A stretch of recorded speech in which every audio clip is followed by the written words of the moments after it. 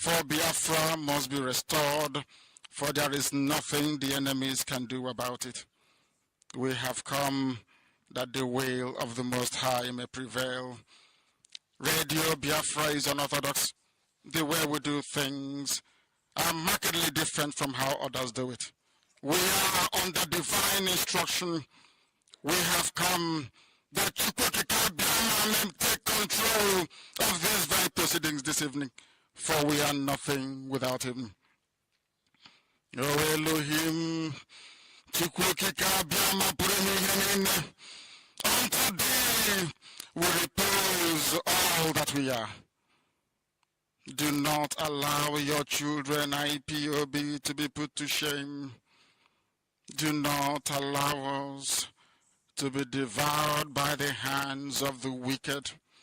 Do not allow us, O mighty one, to fall prey to those who do not know thee. You will deliver us, not because we are righteous, but because of your mercy. Hear our cry and our supplication. We are not armed. We have not killed anyone. We have not jailed anyone. We have not done anything at all to warrant the level of destruction and carnage being visited upon your children. The same way Israel suffered, so is Biafra suffering today. And if you, Elohim, can deliver Israel, so will you deliver Biafra. That is our hope. That is our anchor of everything that we hold dear as a race and as a people. You brought Biafra that light may come into Africa. You gave us hope because we are in a continent of hopelessness. And by thy grace, Biafra shall be restored. We shall be resurrected. We shall crown our efforts with the glory by the grace of the Most High himself. We are not strong. We do not pretend to be strong. All we do is to submit ourselves to your will, that your will may be done upon our lives. We have lost many people. We have lost so many good people. Their sacrifice will never be forgotten. We shall honor them, and for their sake, Biafra will come. Israel lost people, and today Israel is here as a beacon of hope in a land filled with darkness. We beseech thee, Elohim, because we are wandering all over the world, hoping against every hope that things will turn around for the better. It has never turned around for the better. Instead, it is getting worse. Please do not abandon your children. You have given us a commission, and we must accomplish it in our lifetime. We have come to honor your holy name. We have come to praise thee. We have come to honor thee, that your name may be glorified, adored, and praised forever and ever. Ise, Ise, Ise.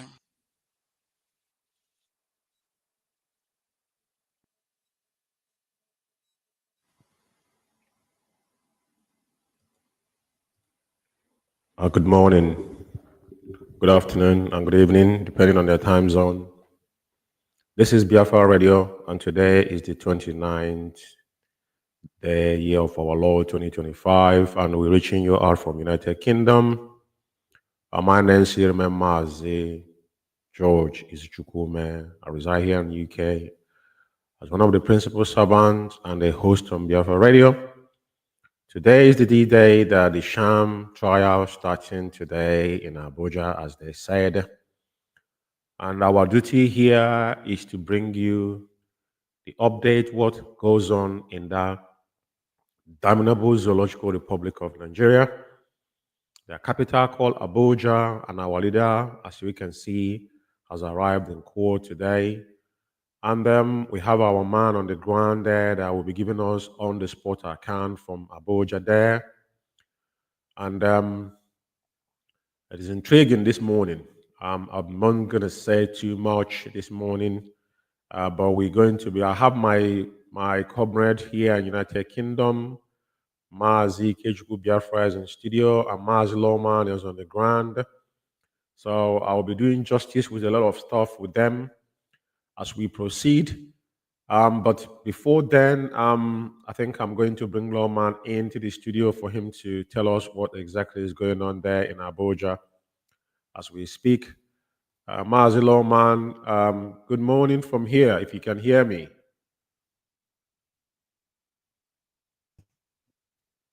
Yes, I can hear you very loud and clear. A very good morning Yeah, to you from here. Can you hear yeah. me, please? Yes, I can. Go on, please. Oh, that's okay. We are here today, related for the commencement of onion destroyer, the substantive trial. So, as usual, yeah, as usual, onion do arrive in style, and proceedings have begun as well. So, today is slated for the commencement of the substantive trial. And recall, during the last adjourned date, March 19th, the matter was called up, and Mazi and the Kano pleaded not guilty. So today was slated for the call up of the witnesses. So witnesses are here, shielded anyway. They were shielded not to be seen. Prosecution counsel from the federal government, applied that the witnesses be shielded. So the court granted same. The witnesses have come forward. Witness number one has testified, made their testament as regards to what happened or how he claimed he knew Mazi Kano and how he claimed he was assigned.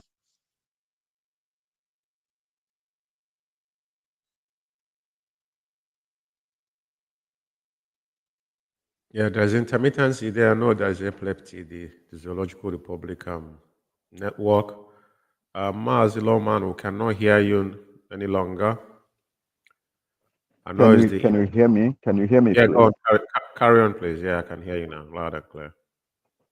Okay, by extension, we have the defense team of Mazi Kano, inclusive of 4 senior advocates of Nigeria.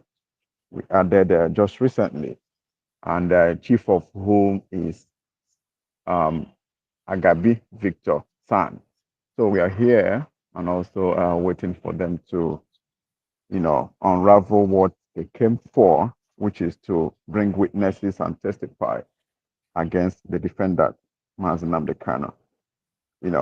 As I did put forward, I never knew whether you heard what testament I reported. The witness number one has come and testified, where they said Mazi Kano was, being arrested in Golden Tulip, Lagos, Nigeria, and claimed how he knew Mazi Kano, so and so, and how Mazi Kano carried all his broadcasting equipment to the hotel. So in essence, the testifier, the witness number one, because they were labeled in numbers. Witness number one, only Mazi Kano can see the person, but the rest of the viewers cannot in the courtroom, because they are being shielded for security reasons, they say, in quote, you know. So, Mazi Umeh, this is so far what's is happening in the courtroom, you know. So we are here. The judge has said the court would hear everything line by line. Reason why they had outlined the dates, about 3 dates consecutively. We have today, and maybe after today we would know whether or not the other date, the subsequent date, will stand. But the judge had, accepted the application for accelerated hearing. So that is it for now, Mazi. I shall stand Yeah. by there.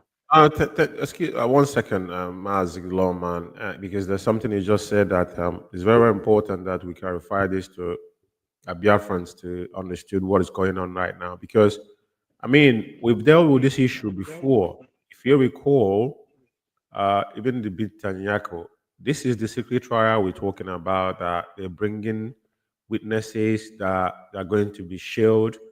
But like you rightly said, that Onyendu sees them, nobody else sees them. If he's like that, but one thing is certain: if anybody could just looked at the whole scenario, if the judiciary in Nigeria is actually existed, how could they start trial without establishing where Mazi Nanakano was brought back? You know, we have to talk about this because it's very, very important for the whole world to know that Onyendu is being prosecuted. This is not a trial, you know, because that's why we could see fair trial or no trial at all. Mazi Nanakano was kidnapped from Kenya. Even before that, Onyendu was given bail, which is stringent bail, on 2018, if I'm not 2017 or 18, if I'm not mistaken. And Onyendu was meant to appear in court before Nigerian government. The same people prosecuting him now rode their armor tanker in his home, in his a family home in Afaruku Bay, and murdered 28 men, including Jack. Today we're standing here reporting that actually somebody stood on the dock to testify against Mazi Nanakano, being that Onyendu was in Toronto Hotel with his equipment to broadcast, just like I'm broadcasting here, you know. So it is important that we actually to tell the world what is going on, because this is not a trial, this is a prosecution.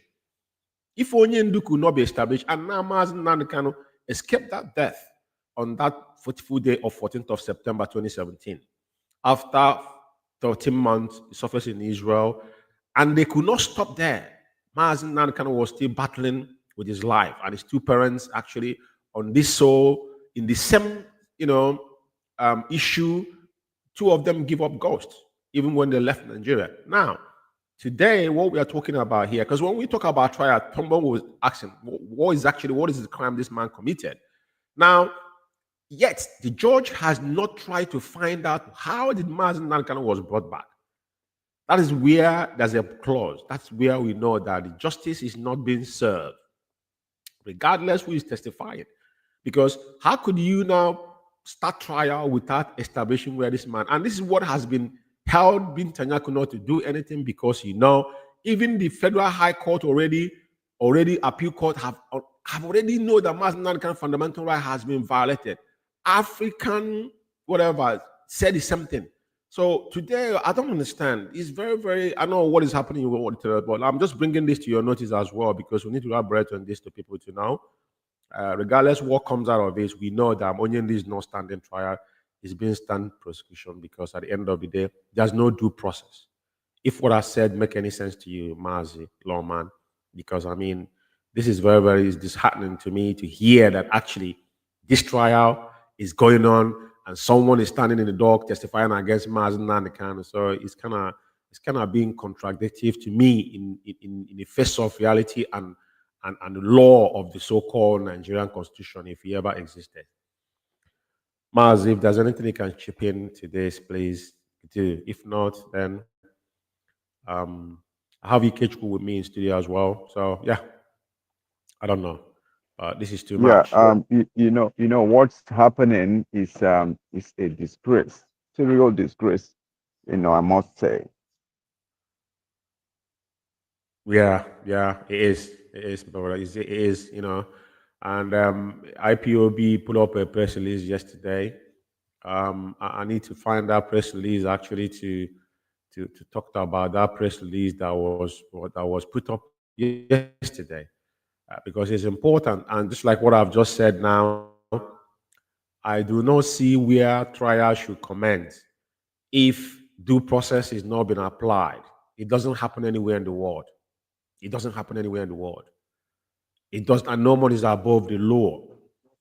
They At can't all. jam us kind of out of their own dealing, because this new George, if what they're doing is that they want to use, because I'm going to mention it. This is well, don't want to go, don't want to be tribalistic here, but we cannot run away from reality. We will say the way it is. Yorubas don't want to let themselves be a willing tool to the stooge of the Fulanese to do their dirt for them. They forgot what happened to Abiola 1993. We all were in Lagos. We know what happened. Tinubu himself fought for Abiola and today Tinubu is prosecuting Mazi Nnamdi. The same thing that he did. He didn't believe in one Nigeria. Now he's a stooge to the Fulanese. Now he's doing the deal Buhari could not do. And the so-called judge is standing to try Mazi Nnamdi. On what ground is he trying him? On what crime whatsoever? A man that is fundamental right. African Charter has been said it. Is it African Union or don't? Is it? Yeah, African Union. Africa, self-determination is in African Charter. Is in their own law. Is enacted there. Mazi Nnamdi have not killed anybody. So, but if the Mazi Nnamdi committed a crime, that crime should be actually tabled to the world to see what he has done, but not to somebody to sit in their own comfort zone and try to do things that is in, that is not infallible in any way, in any shape or form. It's unacceptable. But like you said, we will see. The world is watching. Everybody's watching, and we are here. We're not going to let this slide, because I think since they want to start this trial, they don't have to go hard on these individuals. Yorubas, we don't want to pick on them. Onyenu have said things, trying to make amendment with them, but what we can see here is that they don't. Some of them not all of them, because that within Yorubas they're divided because the ones that is serving the Fulani Caliphate is those that the Muslim ones, which is they don't even class them as Muslims, you know what I mean? Because none of them can actually call prayer. Even the lowest Fulani man in the mosque, they wouldn't allow them to call prayer. So if they want to do their dirt for them, I mean, it's a suicidal. There's nothing anybody can tell me that I will is unacceptable. This trial is a sham, so far as I'm concerned. I'm gonna find IPOB press release. I'm gonna dwell on it now. I'm gonna do some analysis on it. If you wanna stick on the studio, or you wanna go off, I'll bring Ikechukwu in, and Ikechukwu to give us his own perspective. But I need to find that because of a lot of technical issues I was having this morning as well. It's like I battled with a lot of stuff this morning, but at the end of the day, we are here. But we need to dive into this because I mean, this is not acceptable to me personally as an IPOB member, as a Biafran, and as someone that stands on the rule of law. We cannot allow this to happen, and the way they are carrying on with this, because anybody sitting down comfortably saying they're trying Mazi Nnamdi, I know that we are trying to behave like a civil people, but people we are dealing with are not civil. How can you be civil when someone fundamental right has been trodden upon? That's no way we can allow that to happen. And our leader is not a man he can push.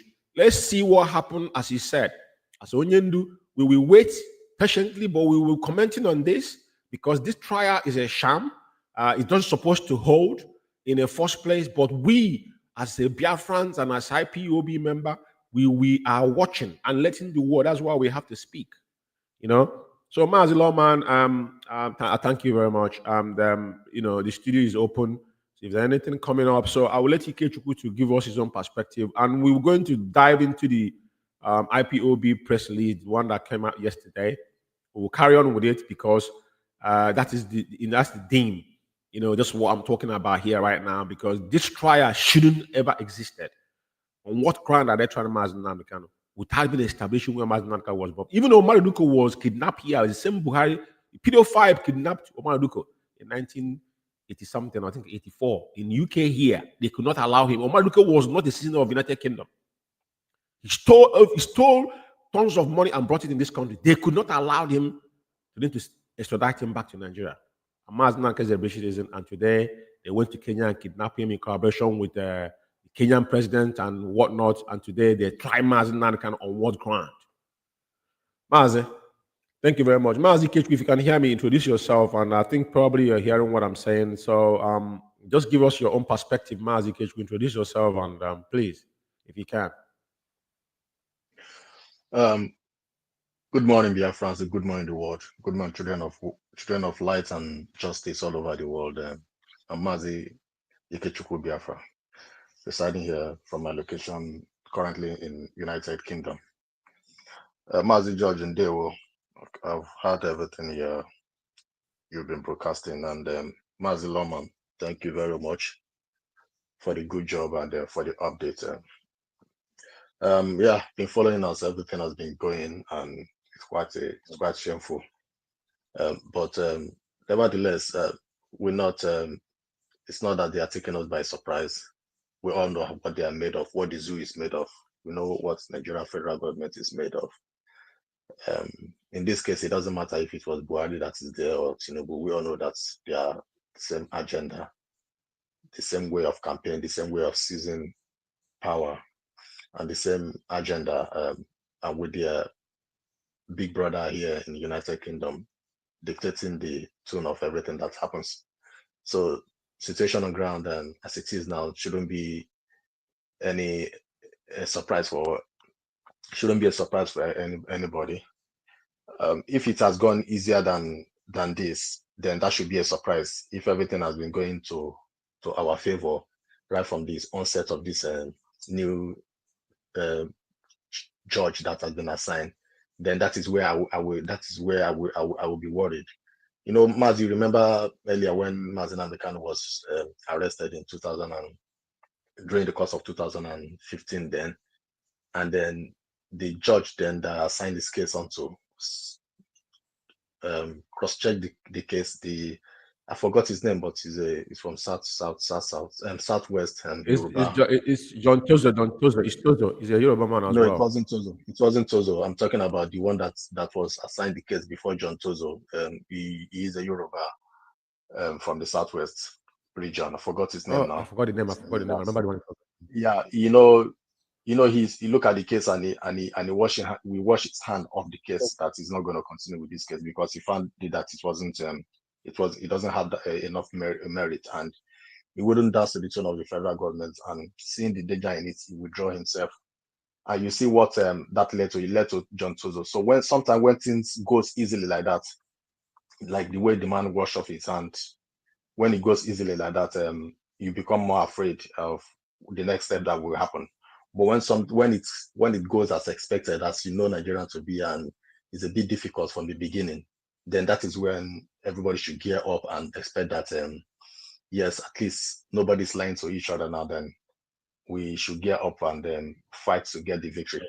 Having said that, following this case, Mazi, it is too early for us to say. I would say it is too early for us to say we are disappointed with what is happening or not. Following the way I build up this my speech, that if it has gone too easy, then it would have been a point of concern, having known Nigeria with how they operate. So it will be too early for me to say I'm too disappointed with what is happening. I expect this is what I expect it to be, especially at the commencement of this case, as it is. Now, if you follow the case very well, they are moving the case backward to 2015 now. They want to start ahead from 2015. And now that will now lead us to what led to the case of jumping bail or not jumping bail. So if you are following the case, if we all are following the case now, you see that the what do you call it? The person that they brought in to give evidence, to testify, I guess Mazzi George now, happens to be, according to unconfirmed information I'm receiving, is one of the officer that arrested him in the hotel room when he came back during was it 2015? Yes, the DSS officer that arrested him in the hotel room. He was the one they brought in to testify now, and I think they have goofed from the onset. The officer coming to testify. Are you testifying that you know Mazi George and you know him to be a terrorist? I mean, how can an arrest, or the person that was sent to arrest an officer that was sent to arrest someone come out to say, yes, I know him, I arrested him? So what does that mean? If you have evidence of him engaging anybody in terrorism or involving anybody or having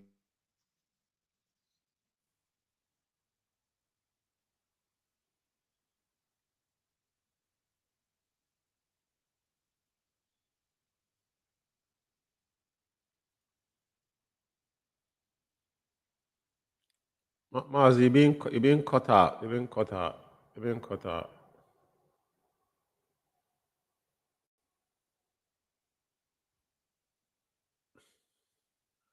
Mazi, I can no longer hear you. Okay, I think Mazi George is I think Mazi George, can you hear me?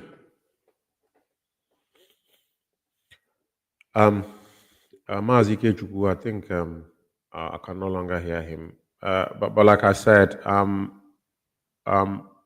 everybody knows that this case has got no stand.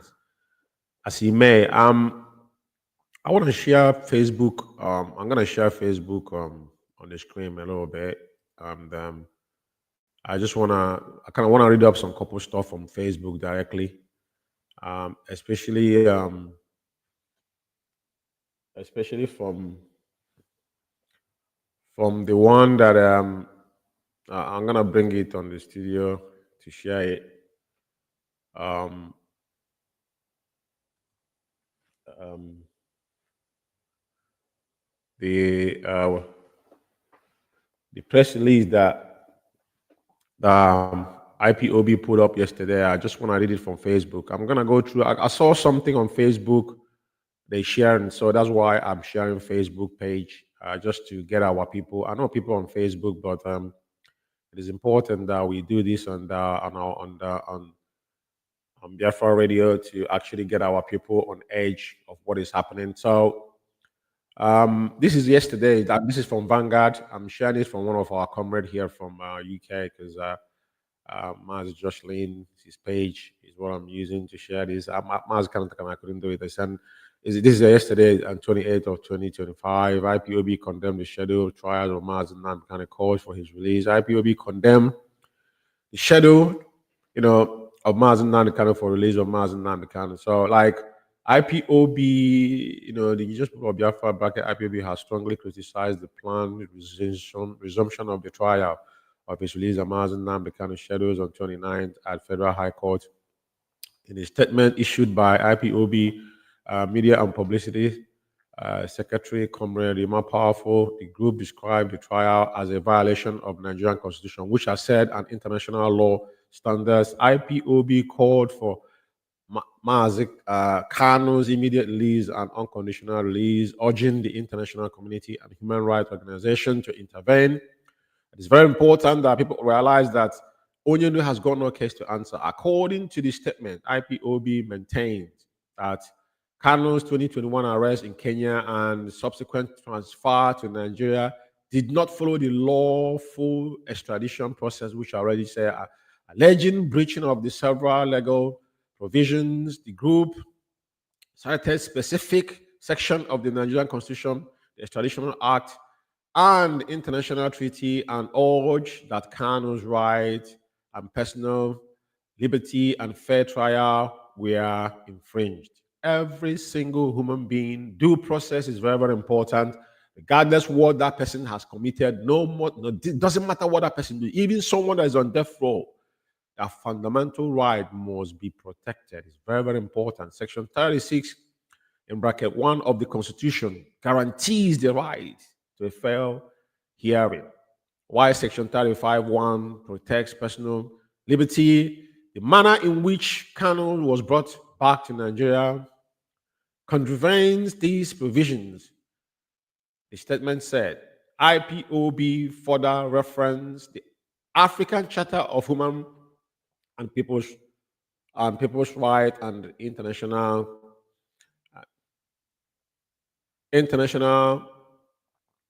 Covenant of Civil and Political Rights and ICCPR in bracket emphasize the global standard for the arrest, extradition, and trial process. Mazzi George, you can, I think I can hear you. If you can speak, Mazzi on studio, can you hear me? Yeah, Mazi, I can hear you. Can you hear me too? Yeah. I'm just sharing the Facebook. I'm just reading up the what is it called?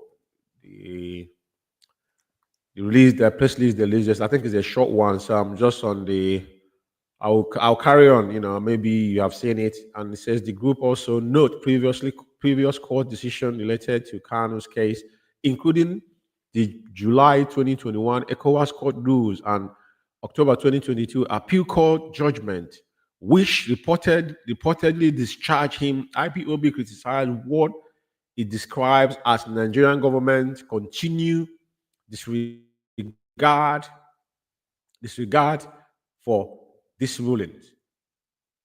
And it goes on, in its statement, IPOB applied to renewally appointed senior advocate on Kano's defense teams to prioritize the rule of law and not legitimize what it terms an unlawful trial. The group reiterated that it will continue to seek Kano's release through all lawful means available. All we are asking for is a due process. And Kano IPOB concluded by urging the Nigerian judiciary to safeguard its independence and uphold justice, warning that history will judge those who fail to defend the rule of law. It's very, very important.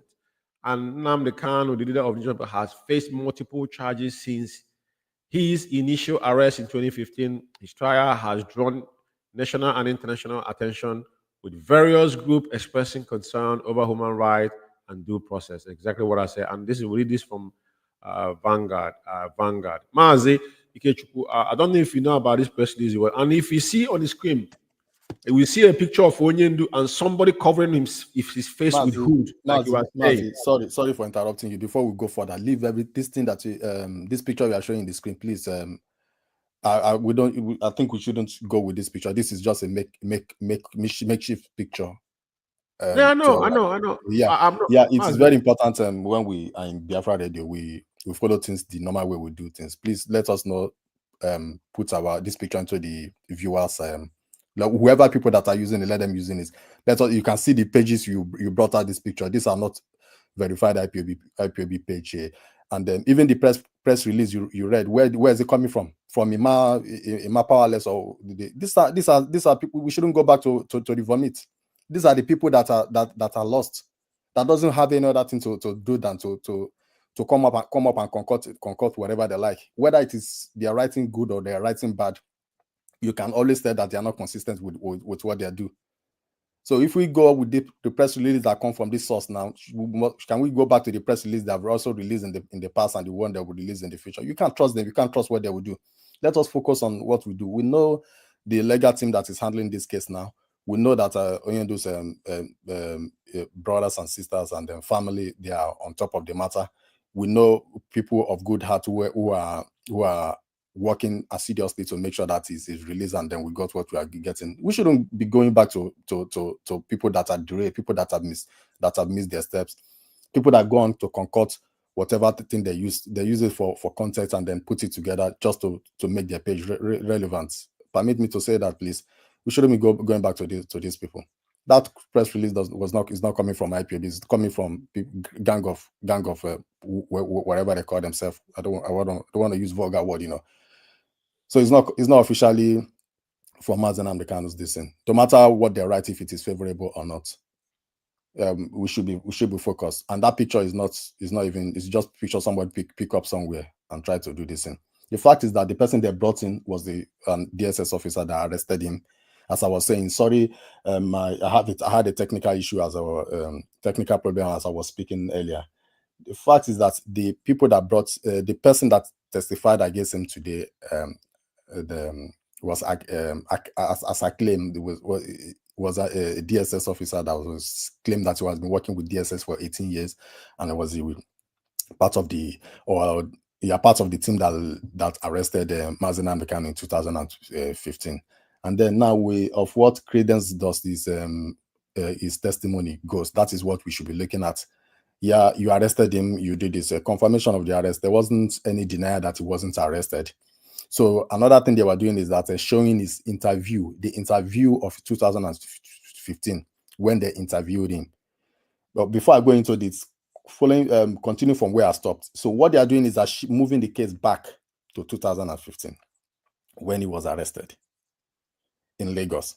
So moving the case back and to how the case was judged then and what led to their claim of him being jumping bail. Before we now get to how, I believe, before we now get to how it was, he was rendition.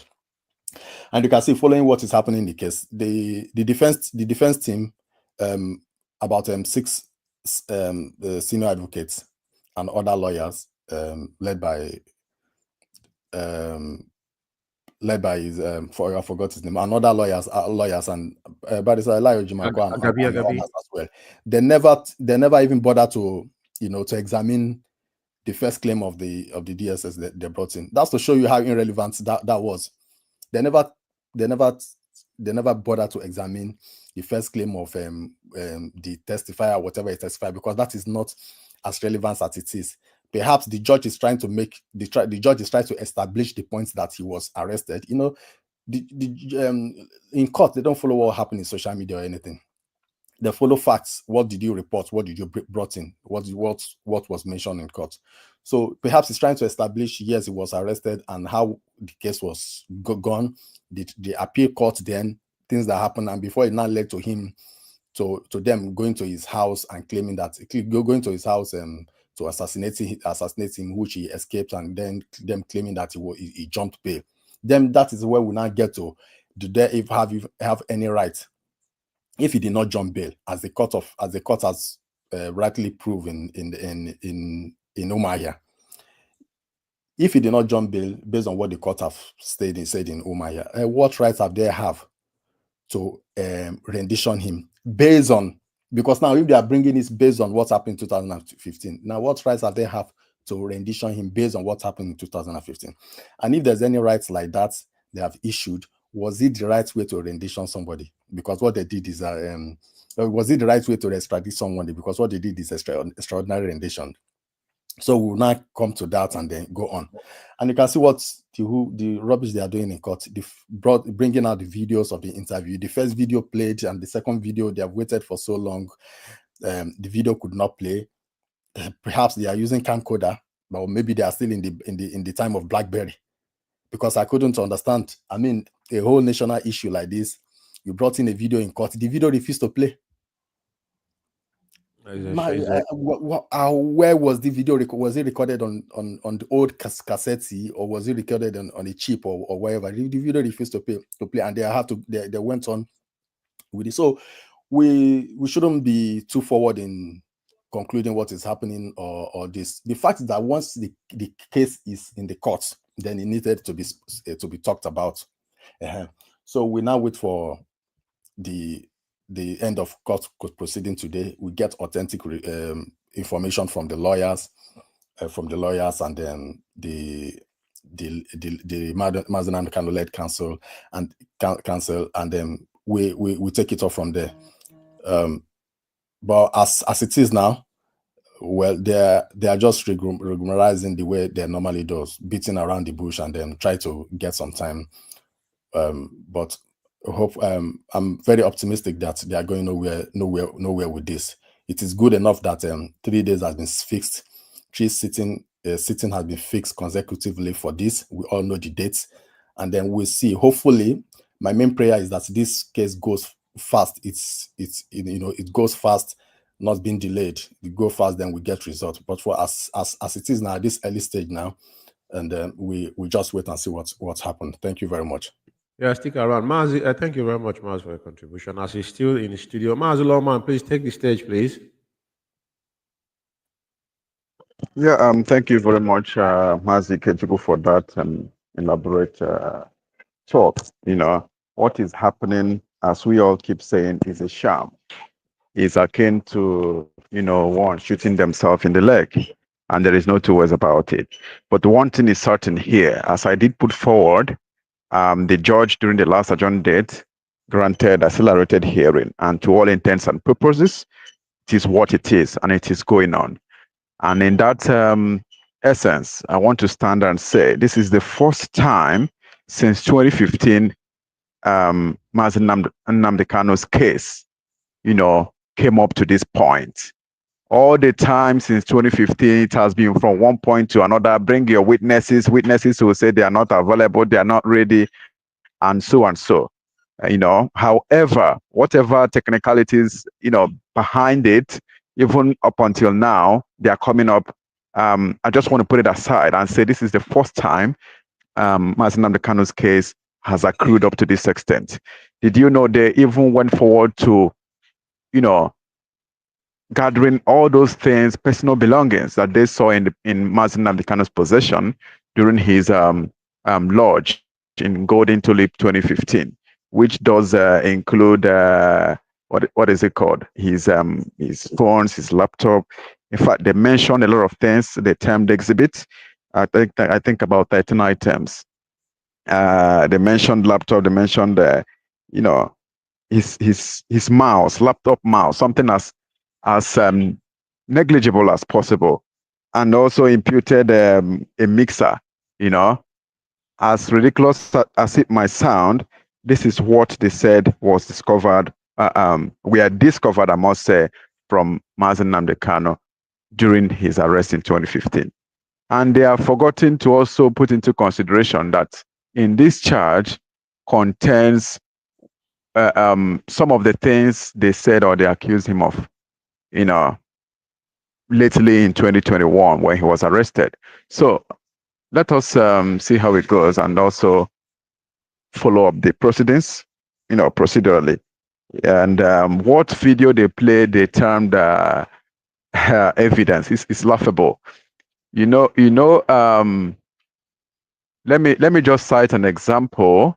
The process where you are being charged, maybe your age grade, to exhibit something in the village square. Yeah, I get that.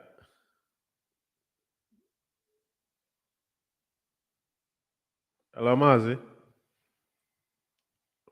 Intermittency, that's the epileptic zoo network. It must be network from the zoo. Mm-hmm. Mazzi Loman, it is laughable. I understand exactly what you are saying. I really appreciate your timely update.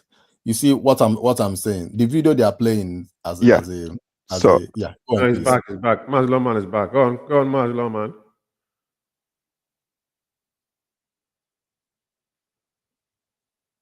Go on.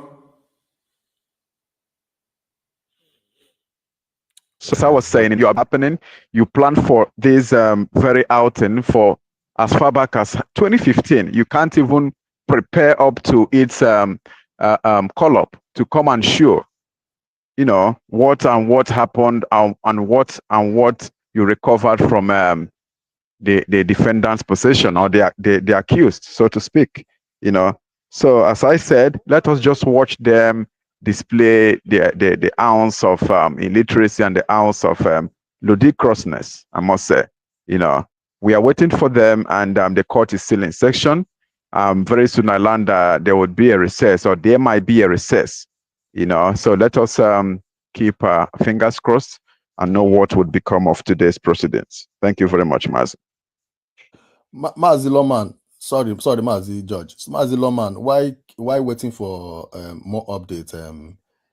Sometimes when we talk like this, it seems as if people that in diaspora, they are not in touch with or they are far away in touch with what is going on back in Nigeria. It just seems like that, as if we don't know what we're saying. But even at that, if we are too not in touch, or we are too fast forward than what is going on there, or more advanced or more exposed based on what is happening here to compare with what is going in there. But I'm still trying to measure the time and the parameters and whatever I will call it. This video interview was extracted, according to them, was claimed to be extracted in 2015. They are playing it in 2025. No matter how slow that country is, does it take 10 years for you to come up with a video that you cannot play in court?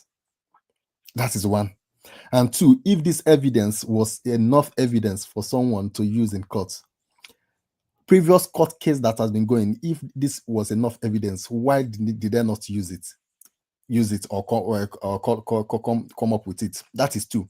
If they are claiming that maybe there's another whatever interview they say they might have forced him to do or extracted from him or visually edited, they are presenting, can they also give us interview they made him to do when they kidnapped him in Kenya and kept him for 8 days? So this goes to show that these people, when you rush things, oh, we no go agree, no, it shouldn't be tried, no, it seems as if you're hiding something. There's something to hide. Sometimes I remember this book I read far back, She Stoops to Conquer. Sometimes you allow the fool themselves, then you get them. So that's what I want to quickly chip on. Mazi, you can continue, please. Yeah, as we are waiting, it's important. Mazi Lawman, your perspective and Ikechukwu as well. Personally, and I don't think that we have never ever, personally, I'm not against of trial. But what we are saying is this, like he said, that's one point I picked up what he said, Ikechukwu. It's good. What they're building case, it doesn't matter what we say or how we feel. But the way I see it, well, that's why I said, let's keep calm today and see how things fold out. So they go back from 2015. So they have to ascertain how Onyendu was arrested. So until we would get to where Onyendu was actually being, if Onyendu actually, that's where the point he make now that led me to say, you know what, let's kick back and wait. Because this new George are claiming that he's following the rule of law, that he didn't know, he playing naturally, that he didn't know what happened. So let's just give him benefit of doubt that he doesn't know what happened, right? Yeah.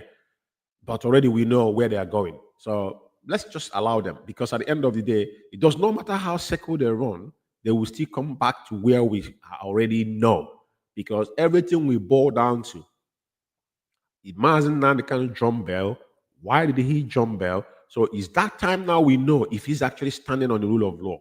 And that's one thing he said that we know. But we know they're playing games and buying times, because they know that our leader has got no case to answer.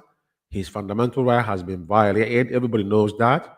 Whether the international law and national law, everybody knows that. But like I said, fingers are crossed. Let's see what today brings. We have enough arsenal within the so-called judiciary. God, Agabi is the lead counsel, and I know Six Sam joined today as well. All these people, we are standing before them, the so-called judge, and watching him and what they are doing. But I think the whole world is watching. That is the most interesting thing. And there's a video that I was meant to be playing as we are waiting, the conclusion. Probably people are gonna come on when Lawman tell us those are gonna come on to speak on this on the studio. I've been looking for that video, but I don't know if I can find it now. If I found it, then I have to play a little bit of it. It's about the interview that they did, the Avid and this and a couple of Americans and Say Determination and the Rising Sun. That's interview they did. We managed to play it a little bit on the studio, but we can carry on and doing some justice on things while I'm still looking for this video, if you may, yeah, because I need to get it. Yeah, Mazi. To be honest, I'm having this kind a positive feelings, even though they are trying everything possible they can to do what the abracadabra as always. I'm having this kind of positive feelings in me, this tingling, positive tingling in me that I don't know if you have ever played chess before and your opponent is making a wrong move and you're just waiting for him to do his rubbish before you Checkmate. check. Yeah, I'm having that kind of tingling in me because these people have started wrongly and so wrongly. Yeah. And it was it was very good for our defense counsel not to even bother to try to waste time examine whatever they brought. They brought this guy in now to stand as witness, which is in some way somehow understandable based on how court proceedings should be. I'm not a lawyer, by the way, but I know that when you charge someone to court, you need to come out and stand and witness. This is where we arrested him. This is how we charge him. This is how we do this, and so it shouldn't be a thing of bother for that. It just confirming the fact that establishing the fact that yes, they arrested him. This, but the fact that the guy, well, I'm not. It is unconfirmed reports. If the person said, well, let me not go into that. Let me not go into the extent of saying he knows Mazi Namdekan. Perhaps he's just establishing that, yeah, they arrested him. And then bringing out this evidence that they kept this item exhibit that they've kept that have not surfaced since 2015. These are not surfaced again till now. Bringing out this thing that they kept, a laptop or whatever, a mixer and microphone. This their so-called evidence of mass destruction, if I may use this word, that they brought, which amount to treason or treasonable felony or whatever. Bringing out all this thing now, Mazi, doesn't it give you some kind of that tingling that I'm having, because they are not presenting bombs. No. They are not presenting, things that you could say, where did they get this thing from? Where did they get this thing from? They are presenting the same thing that's a gadget they brought in there. If that gadget was not enough for them to jail him since 2015, how is it an advantage for them to do whatever they're doing? So what I'm saying is that for them to resort back to the same exhibits and whatever they brought in since 2015, for them to retorted back to that means that they don't have anything of recent. And we are waiting for the story. Since they have shifted it backward, we are waiting for them to keep coming, updating it until it now get to the recent time. You can see that when you tell a lie or you concoct a lie, there's no how you can be consistent. The only thing that is consistent in this world is truth, because it is just how it happens. So when you tell a lie, you can't be consistent because you need another lie. When you're telling someone a lie, the person will judge you based on truth, and then a lot of things are happening and a lot of things is happening. You never can know the next question the person will ask you. Then you need another lie to cover up your lies. And then when you need 2 lies to cover up 1 lie, then you need 200 lies to cover up 2 lies. And then the lies keep coming. Then when they now go back to what you said earlier, you find yourself very stupid from the beginning. So having said that, I've seen no cause to worry for now, as it is now. And thank God it is also an accelerated hearing. So this is day 1. Let's see if the court go in recession and then come back again. Let's see what else they might brought up. Let's see what else they might brought up in day 2, in the day 2 of the court proceeding. Then we'll see how it goes. That notwithstanding, that doesn't mean that we cannot start critically analyzing as we normally do. Whatever they are bringing up, whatever they are putting up, and whatever information they are bringing up there, or whatever activities that is going on in the court has been related to us by the legal team. So all finger cross, we watch them roast themselves. Then we definitely make a meal out of it. It's going to be interesting.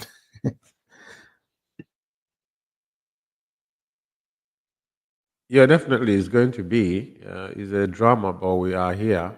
We're not going anywhere. They're going into it's a suicidal on their own part. To be honest with you, like you rightly said, every one lie requires 100 to cover it. So they have embarked on this shenanigan for so long, and like Mazzi George said, that this is the first time actually they did anything substantive. But at the end of the day, it is detrimental to their own, how did I put it? I don't want to use some heavy words, but at the end of the day, a country that let himself to be dragged around without having anything to show for it, it is a bit of it's a mess in their own part. Because what happened is that if Tinubu is not playing by the card of the rules of the Fulani Caliphate, there's no need of holding Mazi now or even going into trial in the first place. Everybody knows that, because Mazi now committed no crime, and Tinubu himself stood up for Abiola in 1993. All of us, I was in Lagos. So he did the same thing. He fought tooth and nail, even though at the end of the day, they allowed them to kill Abiola and they're compensating them, Obasanjo becoming the president. This is the history. It happened 1993, 1999. The new so-called democracy came. The Fulani compensated the Yorubas by murdering Abiola in collaboration with the with the foreign powers. Now today they're testifying against how Abiola was poisoned. After the convoy that came to meet him, a diplomatic envoy and whatnot happened. And there's evidence out there that even this Tinubu does not believe in Nigeria. So brings us to, to see how unrealistic and people not being, consistency with their own words, and people can easily be manipulated.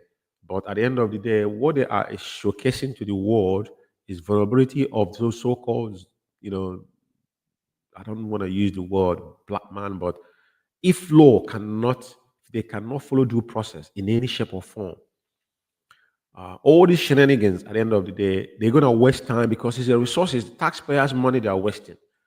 They don't think about it. And there's no money in the land. Onyendu, sometimes they say it's 1 billion naira to take Onyendu to court. This has gone on it's going to 4 years. They're wasting resources they don't have, just to prove a point or what they want to do. Mazi cannot be a sacrificial lamb to anybody. They know that it's bigger than that. And what is action for is something that is dear to us, and they were warned about it. So is a prison of conscience, and the whole world knows that. So for me personally, all fingers are crossed, but at the end of the day, we aren't going nowhere, Mazi.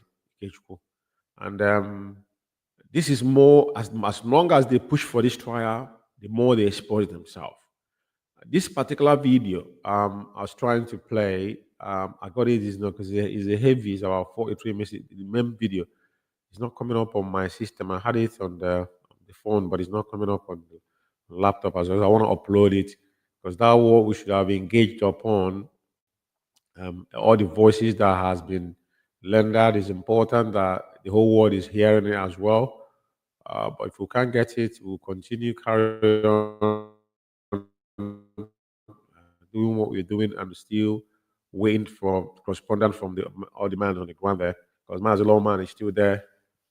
We have to do some correspondence with the. I don't know if they're going to the recess yet. Mazzi Lawman, I don't know if you're there, if you can hear us, because Mazzi Lawman is. I think he's gone on. I think he just come back now. No, it's not here. Okay, he's back. Mazzi Lawman is back. Mazzi Lawman, can you hear me?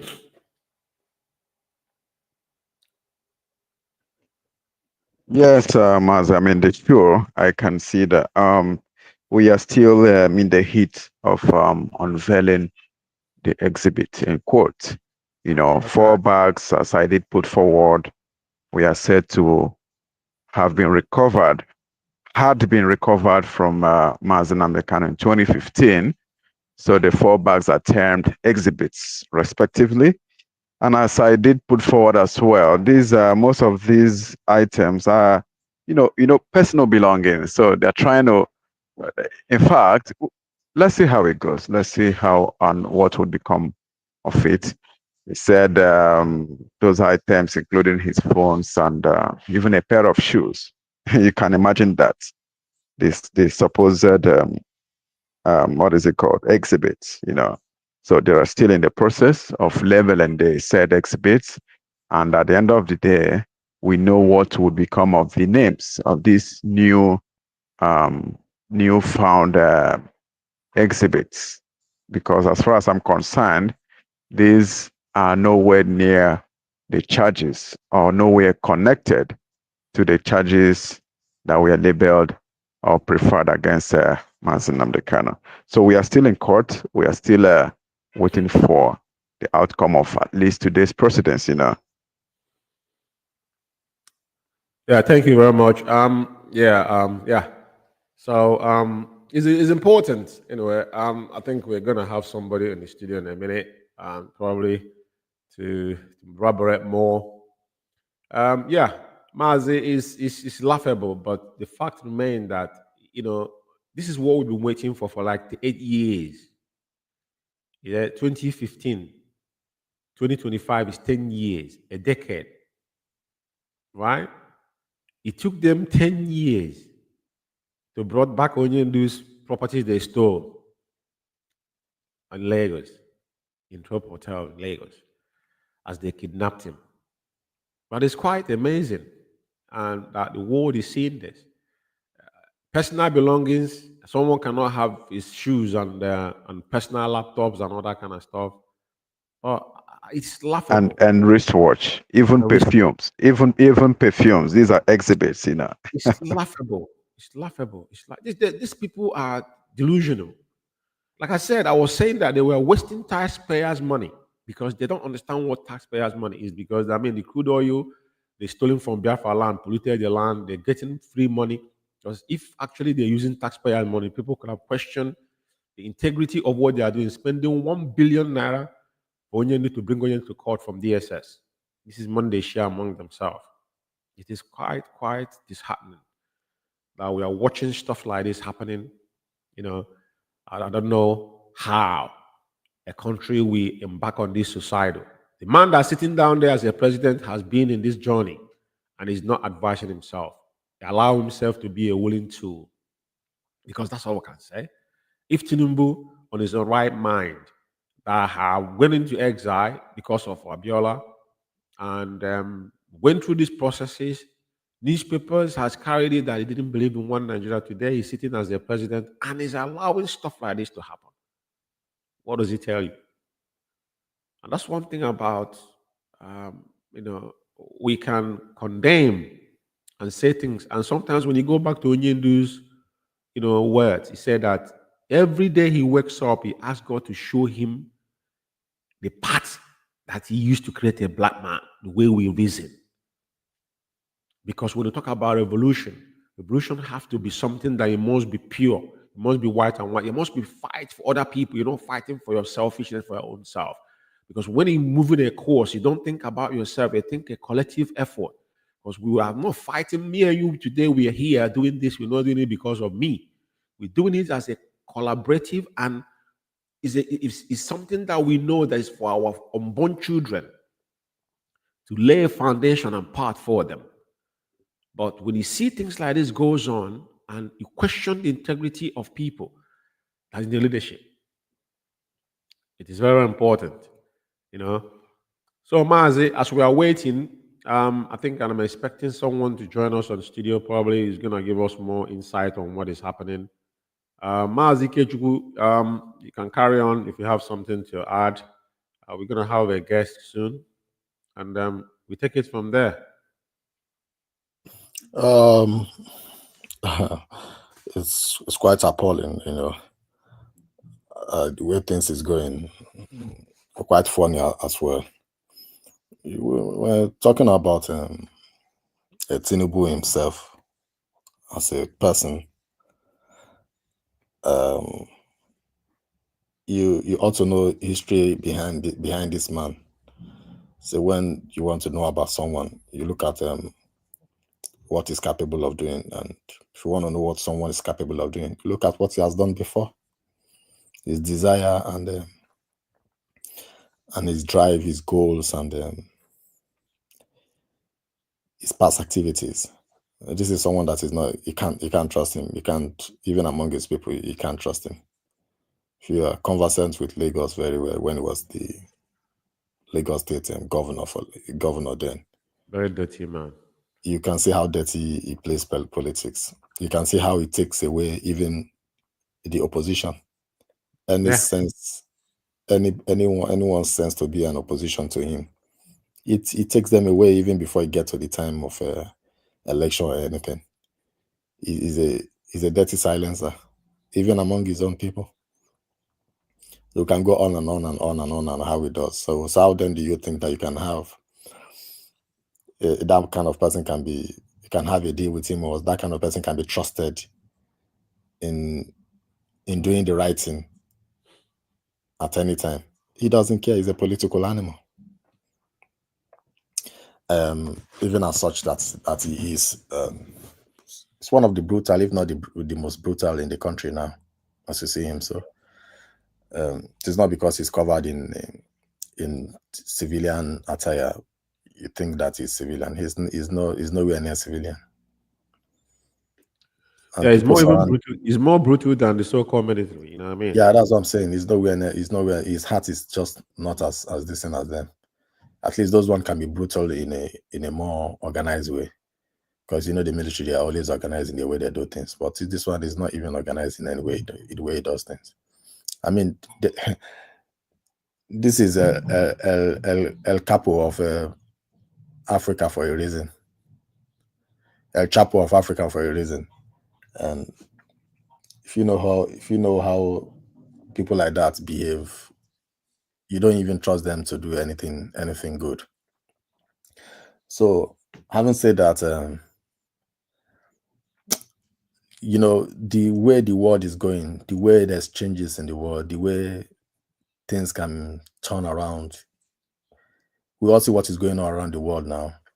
Unrest all over the place, enemies becoming and friends becoming enemies, enemies becoming allies just because of one person or the other. I don't know, Mazi Lawman, if you have anything to say, you are free to interrupt me, because I know that you've come back to the studio.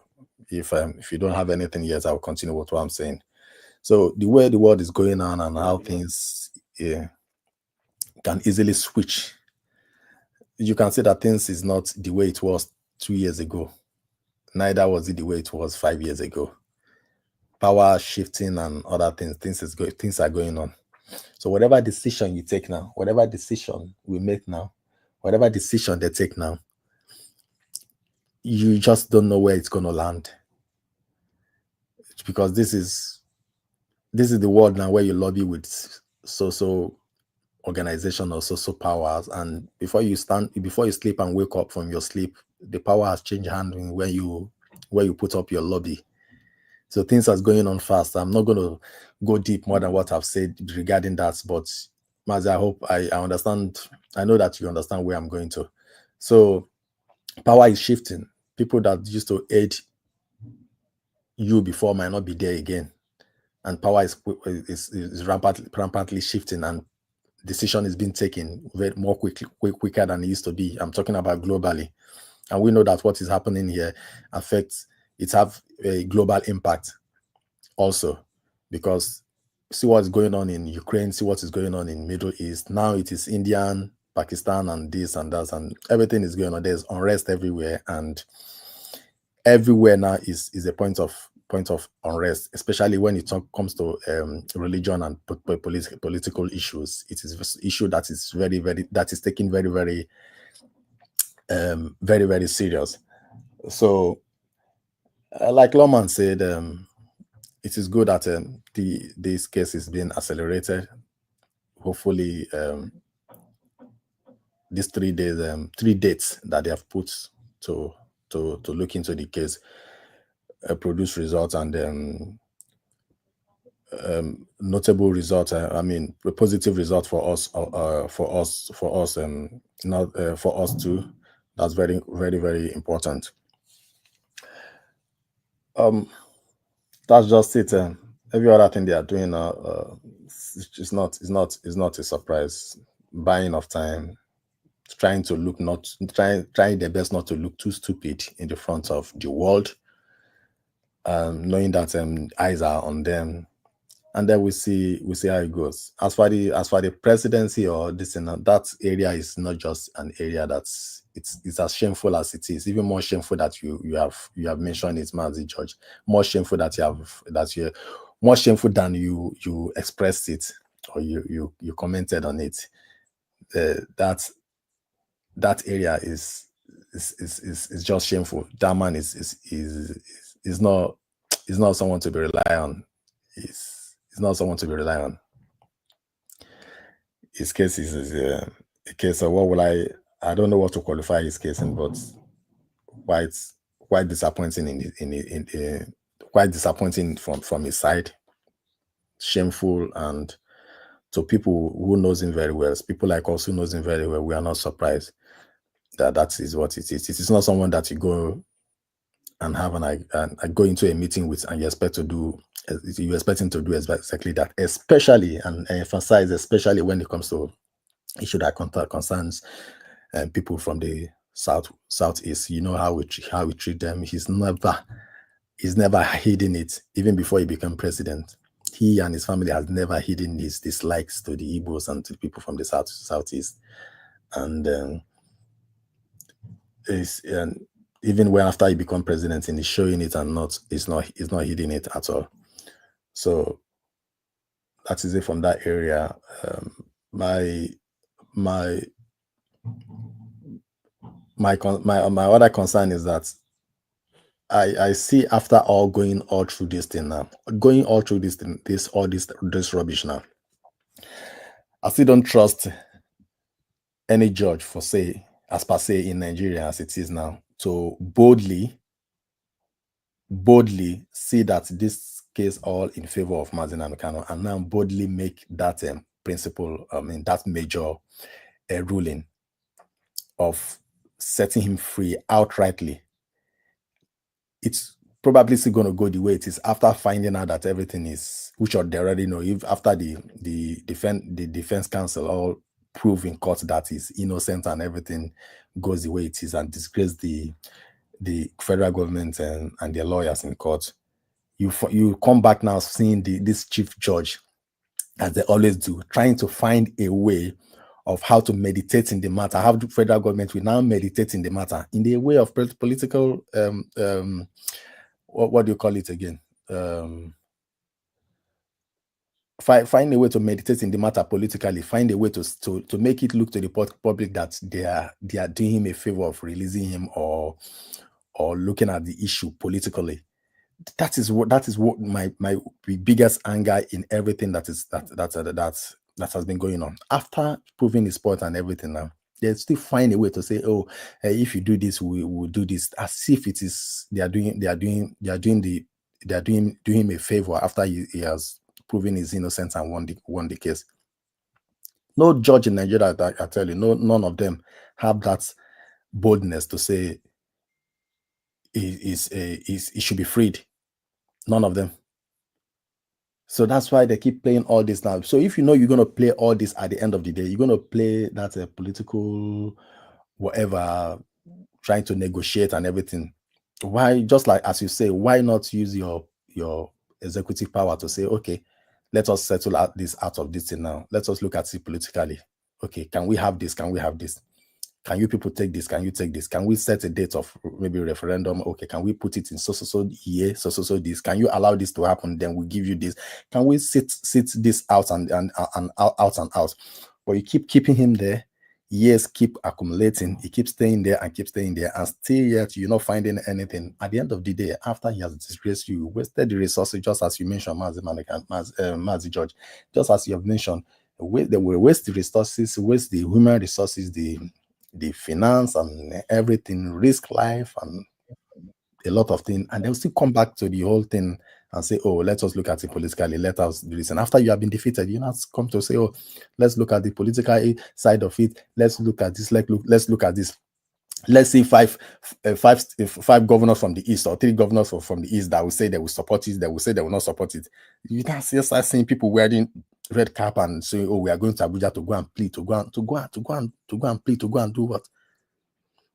So that is even because I always look ahead when it comes to things. That is even when I'm looking at, not because of this court they are going at, that these people do whatever audio or video they are playing that is going to amount to nothing. It's going to amount to something. It's not going to amount to anything. They're going to be disgraced by those because they don't have anything to hold him there. They don't have anything against him enough to jail him. No. So they're going to probably be disgraced, and then we're going to come back to I wanted to release him. It is Imo State governor that said I shouldn't. It is this state governor that said I shouldn't. It is this. I'm tired of hearing all that. Yeah, Mazi, can take it from there, please. It's rubbish, Mazi. It doesn't really don't add up anything. Everybody knows. All this whole thing that we'll be hearing is gimmicks. Like I said, they are buying time, or the time is running out.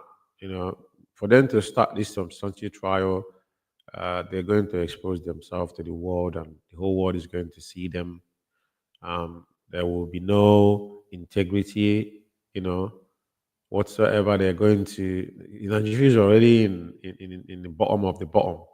So within exhibiting this to the world, then I don't know how and the face they want to carry, along to this very time we are all living on, like a country that doesn't have these fundamental, rudimental laws.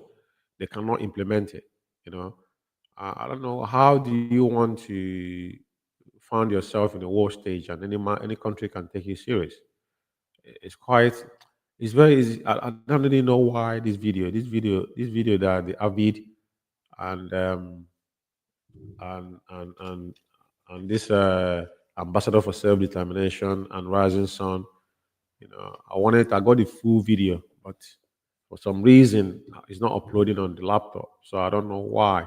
I could have played a little bit of it, just to bring more insight on what we are saying before we are now have people to go into studio. I don't want to really play something different. And somebody that I'm waiting to come on air is having difficulties trying to come on because we need to hear different voices. Because the reason why we are here is specifically about this trial today. You know, nothing else. Our main objective here is to cover what is happening in Abuja, and however they want to exhibit their own foolishness or however they want to call it, but we will help them to bury themselves, their faces in the mud. As far as I know, they have given their ears to themselves to listen to them themselves because for us, we already know where they're coming from and where they're going to crash. So there's no cause for alarm. All of our job we need to do is to continue to create the awareness, letting the world know what is happening, and the world is watching. Mazi Loman, you're back on again. I can't. Okay. We couldn't. Yeah, I'm Let's. with you. I've been on air and following the analysis, courtesy of Mazzi George, and it's going on well. All of us here in the capital city of Abuja, uh, Nigeria, Abuja. So we are here also in a wait of today's proceedings, and there were about 3 to 4. I'm not sure the numbers of witnesses here, but they are shielded. They are being shielded, not to be seen. But at intervals, one person would come and testify. So we've heard from one of the testifiers, after which the video, the shambolic video was played, and the items, more of personal items, personal belongings. You know how you go into somebody's room and more of what you're gonna see are his underwears and perfumes. I mean, it's laughable. There are some things are meant not to be said. Yeah, but this is something. This is a national case, and all they could publish. I'm not even sure how the mainstream the mainstream, how are they gonna carry this news? That what was seen as exhibits in Mazi Nnamdi position were perfumes and wristwatches. I'm just trying not to laugh out loud. So let's we are here, we are waiting, Yeah. Yeah, Maz. Yeah. We are patiently waiting. I'm just trying to bring. I want to bring Mazi, Canon Takano, if he can come on studio. Trying to see because he couldn't get on. So probably we'll try to get him through the phone. If we couldn't get him on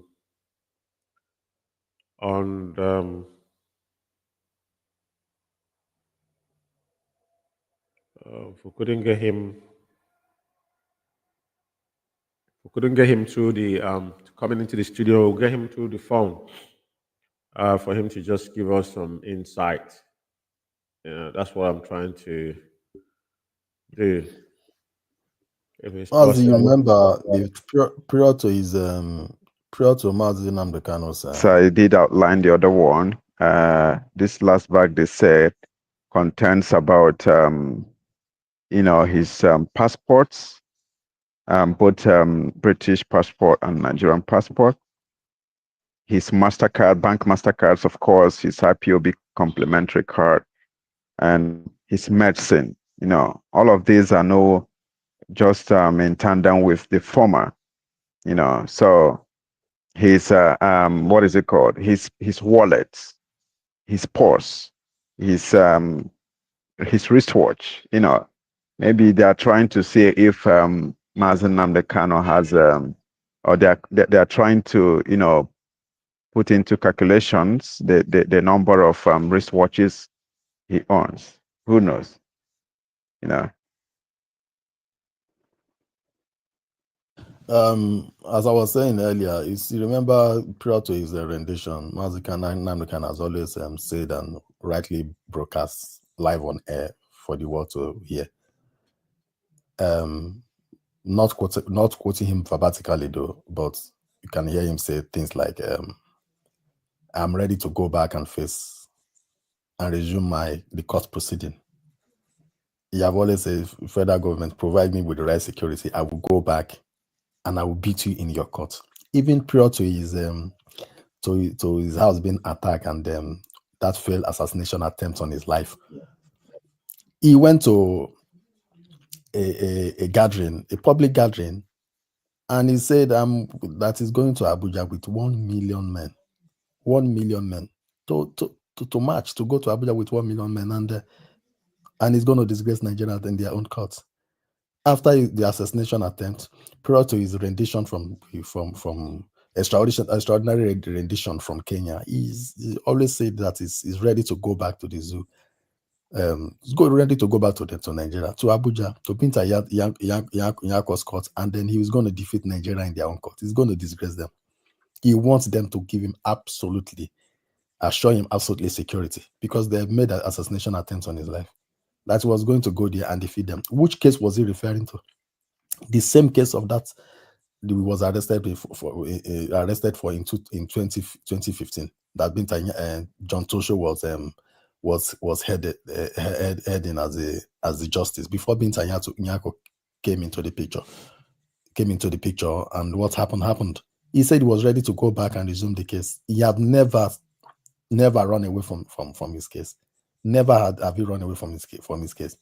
Otherwise, he would have been declared a fugitive. And he travels. He goes to United States of America. He goes to Canada. He crossed the border. He's well checked, and he's well checked in and well checked out. Never for once was he arrested as a fugitive. So now going back to that same case, which he has always want to come and disgrace them in their own court. Nigeria, going back to that case of 2015 now, I mean, backdating this case now to 2015 and starting from there under this new chief judge that in charge of the case now is one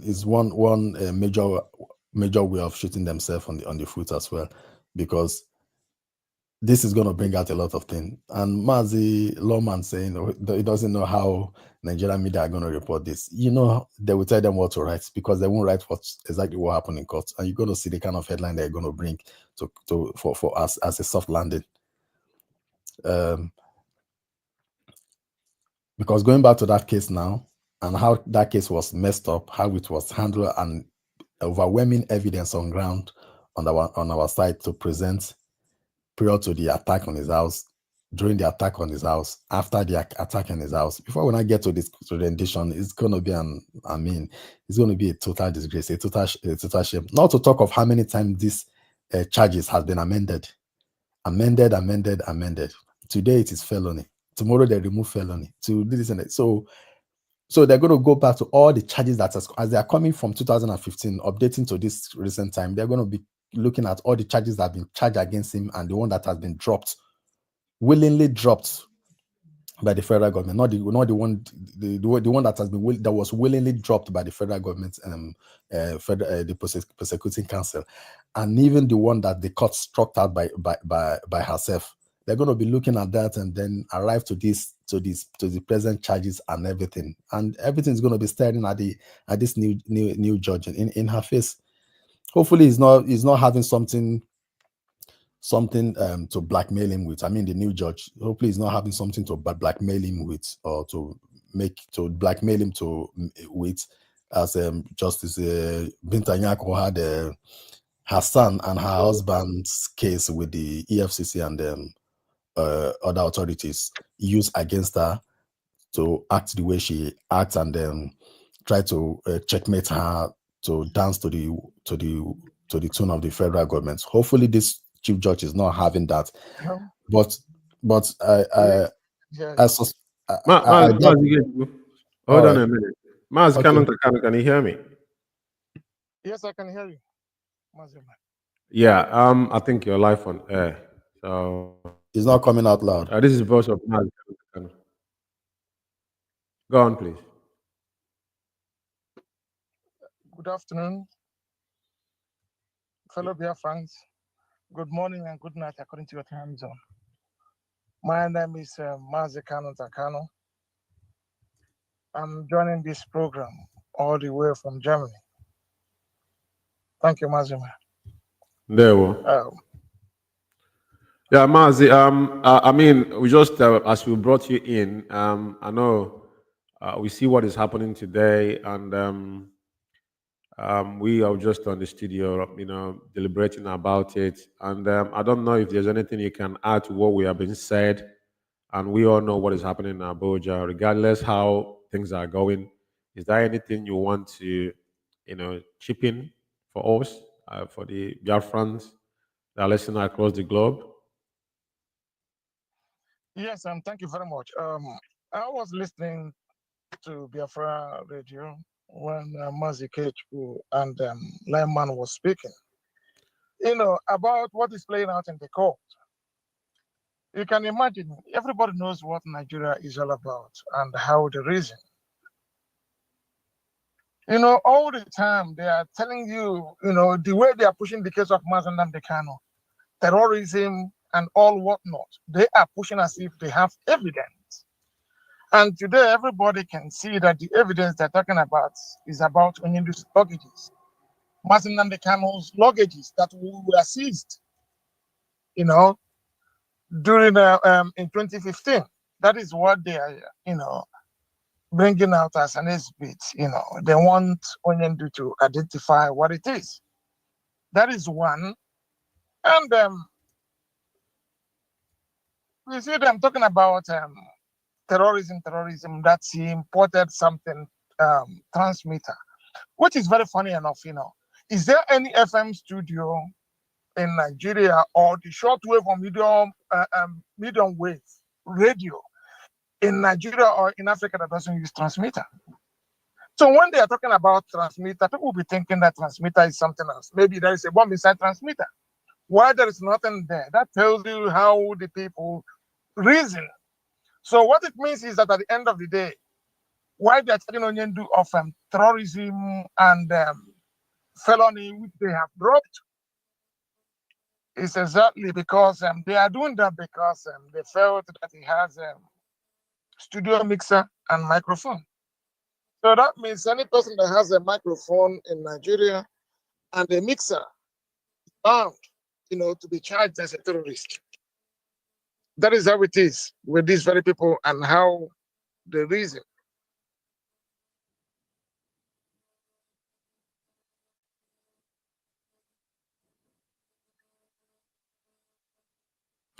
Yeah, Maz, go on. We're listening to you attentively. Yeah, so this is basically what it is, as it is. Onyendu is there to identify his items and all these things. So even from the prosecution witness, you said that you're a Christian, you know Mazi George and all whatnot. On what capacity? As a witness, were you in London when the broadcast was done? No, you were not there and all the stuff. So why are they talking about all this nonsense? Talking about witness. So the only witness they have is just for them to bring out the luggages of Onyendu since 2015. It take them 10 years to do that. They play the video and the second video is not played. Doesn't want to play. That tells you how funny the country is. And I'm glad today that the British, consular All of them are in the court witnessing this evil that is going on in Mazi Nnamdi Kanu's case. Britain was supposed to intervene. They kept mute because of what they are benefiting from Nigeria. And when they come out in Europe, when they come out in UK, they're talking about human rights, human rights, human rights. Human rights only applies in UK, but outside UK, sure, there's nothing like human rights. They knew very well that Mazi Nnamdi Kanu is a British citizen, kidnapped in a third country. And Britain turned their back against that. These are Commonwealth, countries. When Britain is the head, Nigeria is a member of the Commonwealth, Kenya is a member of Commonwealth. But Mazi Nnamdi Kanu was kidnapped in Kenya, being a Commonwealth member state. Up till now, Britain refused to say anything. The government turned their eyes the other way. And tomorrow they will come out and tell us how they want to promote peace, how they love peace everywhere. But to stand on the truth is difficult for them. And that is very, very shameful to the government of the United Kingdom. Very, very shameful. And I'm glad that they are in the court today, seeing what Nigeria is presented as significant. That is very bad.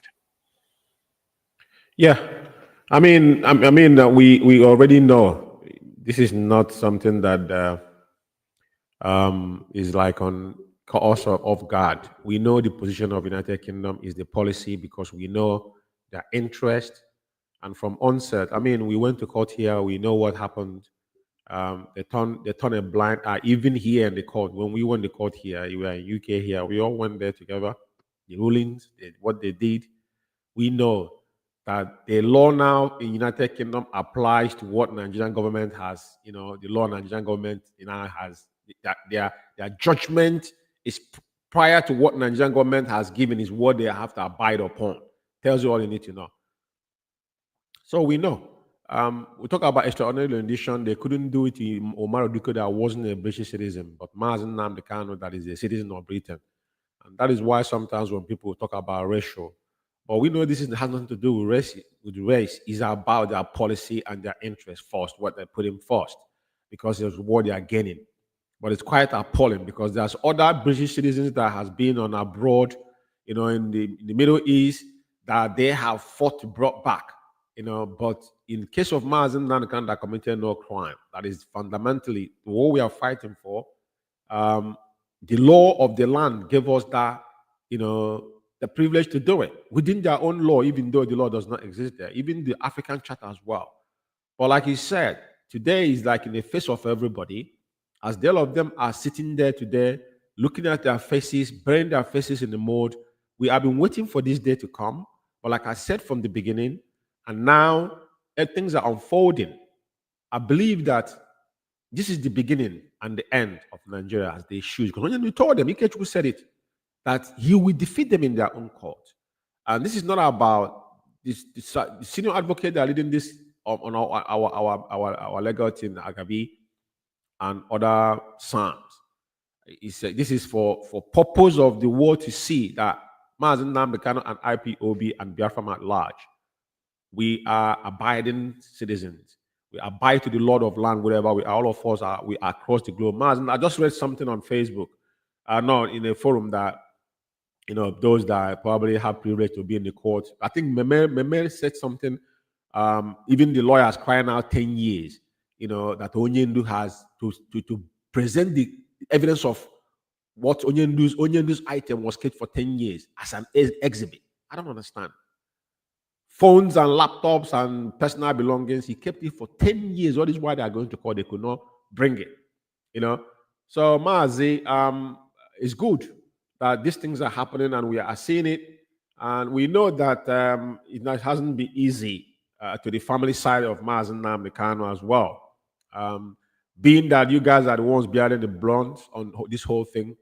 But today is a day that we are witnesses. Mazi, I think you're muted.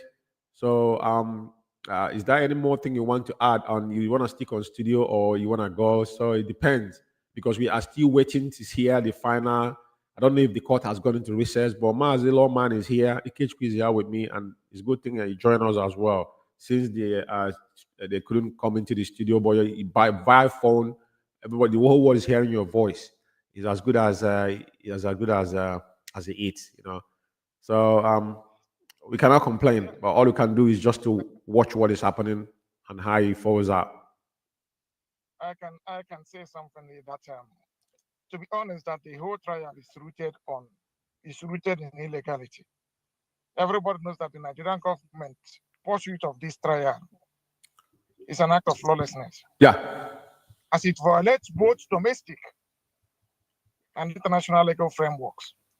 Mazi Nnamdi Kanu's extraordinary rendition from Kenya in June 2021, without due process of fair hearing, constitutes a criminal act of kidnapping and a breach of international treaties to which Nigeria is a signatory to. The Nigerian government action contravenes so many laws, as long as I'm concerned. So many laws, both local and international. And for UK to turn their eyes the other way around because Nnamdi Kanu is agitating for Biafra, being his right to do so. Scotland did the same thing.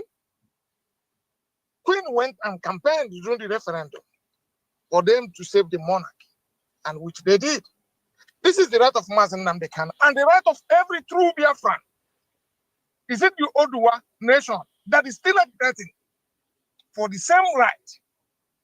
You know, and Britain is taking people left, right, and center. That is one thing they have to understand. You know, that it is the right of the Biafrans to decide where they want to belong to. It's only their right, and no person can change it. Not even Britain, not even Nigeria. Everybody is running helter-skelter today because Nigeria has no direction. There is no governance in the country. There is nothing. It's all about what can you loot, what can you steal from the country. That is what they are doing. Nobody is taking what they are doing, and that is very, very sad. You know. So as it is, we'll keep watching as the situation unfolds in the court. It's very, very important. And it will be as well good for Mazi, for you to update people who are joining this program now so that they will know exactly what is going on. It's very, very important. Thank you. Yes, thank you, Mazi. Yeah, of course. In the studio is me here. Mazi Ikechukwu Biafra is here with me, and Mazi Takano joining us on the voice. And Mazi Lawman on the ground, right from Abuja. He's our hotspot account on the ground in Abuja. Mazi Lawman is there. So Mazi Lawman, are you there? Yes, I'm here, live and direct from the courtroom in Abuja. Yeah. So that's Mazi Lawman. So yeah, we'll carry on. Mazi Ikechukwu. Can you hear me, please? Yeah, I can. Loud. I can hear you clearly. Yeah, Mazi Umeh, can you hear me? Yes, I can hear you.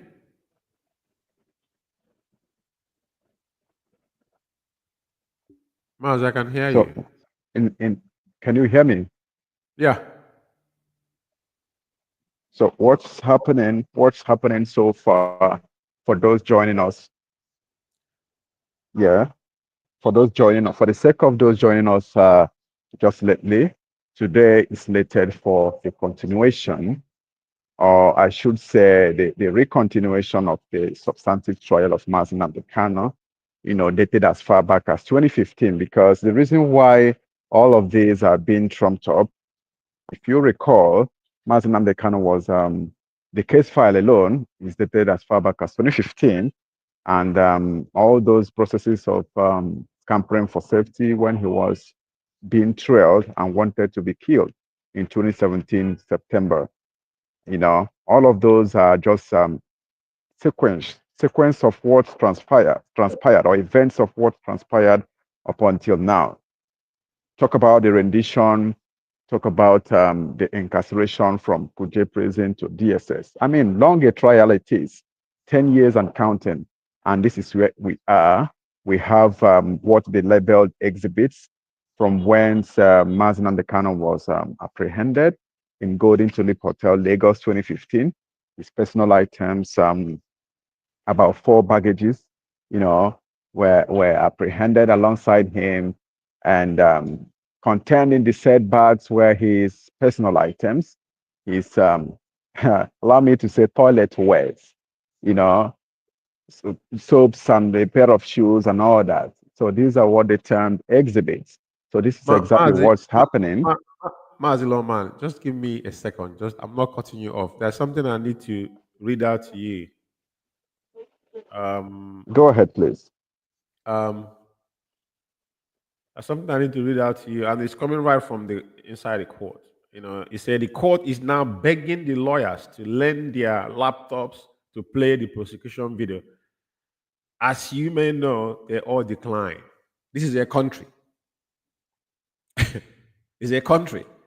For them to play exhibit, they have got nothing to play exhibit, but they're begging lawyers in the court to lend them their laptops, but all the lawyers there decline. How can you beat that? How? Of course they should decline. Where I come from, there's a saying that goes, "Atruge pumpi ekweka kwayaka."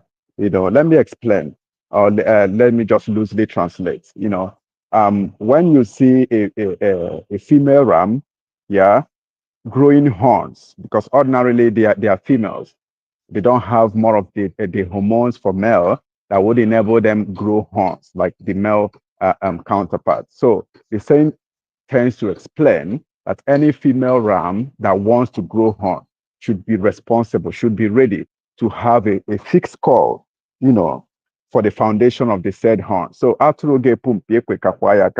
they said they want to try Mazi Kano, they should be ready for whatever that would, follow suit of same. So they are just disgracing themselves. Who knows whether or not there is a content in that very clip, or is it just an ordinary what is it called, a thumbnail? Maybe it's a thumbnail anyway. So for the purpose of those joining us, we're just trying to give a recap of what has been happening, what has been transpiring here in court since 9:38 a.m. when proceedings commenced. So we are here, the 4 exhibits, 4 baggages that we are taking away in 2015, labeled exhibits A to E and what so, So they have outlined how the items seen, or they did see in the bags, which I mean are more of personal items, So these are exhibits, and 2 videos of which they are attached, which would have been a sort of strength to their charges, one of which did not even play. They are begging for a laptop, they are begging for a system to play the said video. Who knows whether there is a content in it in the first place? It's up to them. But they said items, there are 10 personal items. The toilet wears, his perfumes, his Mazi Kano's pair of shoes, all those unconnected items. The judge has asked that those items be released on bonds anyway. So that is to tell, in the beginning of this program, I did mention that however the lack of ingredients in this case, this is the first time Mazi Kano's case has gone to this extent. You can imagine. Nobody knew that. Most of us had never known that most of these things are what contents these people are parading Mazi Kano for. Let us just see how it goes, and their listeners should also, hold on to the show, as we are going to keep them abreast with whatever is happening. So that is it for now. The court had wanted to go on recess, but I think it was overtaken by that video that did not want to play, and they were insisting on how to play same. So let's keep our fingers crossed. This is 12 6:04 p.m. or 12 noon, 4 minutes after 12 noon here. And the proceedings has gone beyond 170 minutes and counting. So let's keep our fingers crossed and see how it goes. Thank you, Mazi, for staying put. We are here too, and we are standing relentlessly to see to its end. Thank you. Yeah, Mazi, thank you. Mazi George, please. You can Mazi, please allow me to laugh because I don't know if I should be laughing or should be crying for God to allow me to be part of this country, for this that's damnable country, for goodness sake. Like, sometimes when your enemy makes some kind of error, mistake, or catastrophe, and it becomes consistent, they are consistent in bringing up calamity to themselves and making disgraceful error.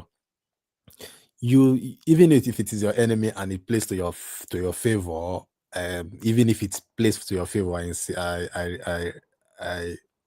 repeat on that. Even if it's placed to your favor, you kind of sometimes you don't know if you should pity them or you just start crying, because that is even embarrassment to you yourself that you have been that you have been tried in such a situation by such people. When we say these people are cows, animals, and people think that we are lying. I mean, this is a country of Nigeria. I mean, a country as big as Nigeria, with the whole resources they have, with the kind of individual intelligence they have in the country and scatter all over the world, multi-tribal, multi-cultural, multi-religion, and everything that is in that country, that is forced to be together in that country. For 10 years, these people extracted a video, kept it for 10 years, edit it to their own standard, to their own choice, and brought out all the gadgets that they have, bring it to court on a set date, pre-planned. And at that day, they couldn't play ordinary video. They couldn't play ordinary video. And I don't want, please, if I'm not too conversant with what happens there and how they behave. If I hear this kind of story, I would say, no, it's a lie. It's not happening. How can they come to court and be asking the defense counsel or any other person to borrow them laptop? In the first instance, going all the way to ask them to borrow your laptop is not only a failure. It is not only a disgrace. It is also a concern to national security. I mean, how can you borrow a laptop? I mean, and how is the judge? I mean, I'm beginning to, even though it's not as if I trusted the judge that is handling the case, but I'm beginning to look at him with the eyes that I've reserved before, and with that mindset which I reserved before, for the judge to even allow them to say, okay, you can borrow.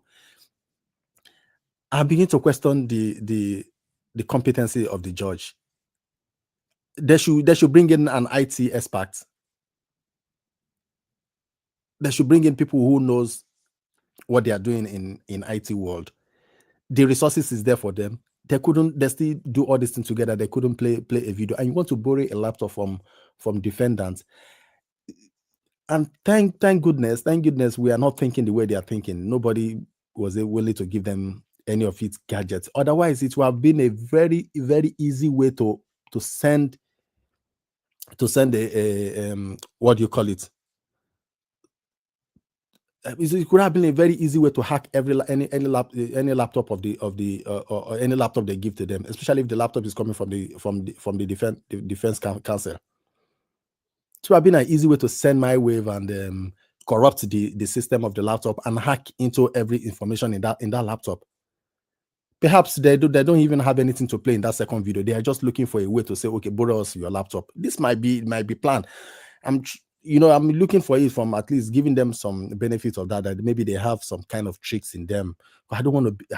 I find it difficult to believe totally that these people are so flat, to the extent of, even as we are still speaking, they have not run down down the street and get laptop from any of the any of the I mean, they are in Abuja. They have other offices there, government office and parastatals and listen. It doesn't take them anything. The way they drive there with their ambulance pattern of driving with the siren and convoy, they can literally go anywhere and come back in under 30 minutes and bring a gadget. For them to be asking for a gadget, are you sure this is not a way just to send them, just to corrupt any laptop that they are trying to get and try to hack into the laptop to see if they will see anything? Because as it stands now, just like kind of said, and I've mentioned earlier, they don't have anything. That is why they're going back to 2015.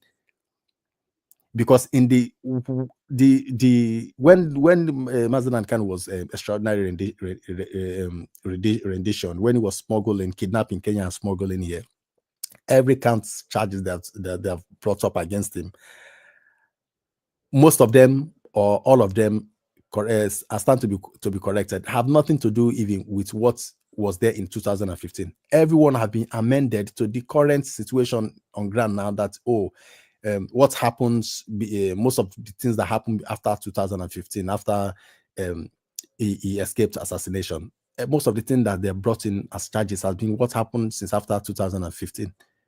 And with Binta Nyako, they have gone over it, re-amend, pre-amend, over-amend, and under-amend. After mending their brain and mending their brain out of everything now, for them going back to 2015 just shows you they have nothing.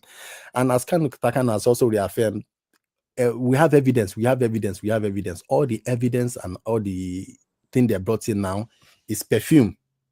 I'm sure that perfume is not the same quantity it was when they took it from Mazi Kanu. They have probably used most of it. Most of them may have expired even, Yeah, most of them may have expired. And how can you tell me, like, Etisalat SIM card? Etisalat is not even operating. I'm sorry for that.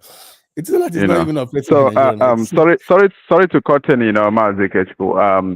The court has finally gone on recess, and today we have just finished the business for today. So on the 2nd of May, it's slated for the continuation of where we stopped today, which is, in other words, the testaments or the testimonies from the witnesses and also cross-examination, So on the 2nd of May, we are going to come back here. But before that, we are going to hear from a cross-section of our lawyers, and see what they would brief us or give us to hold on to before 2nd of May,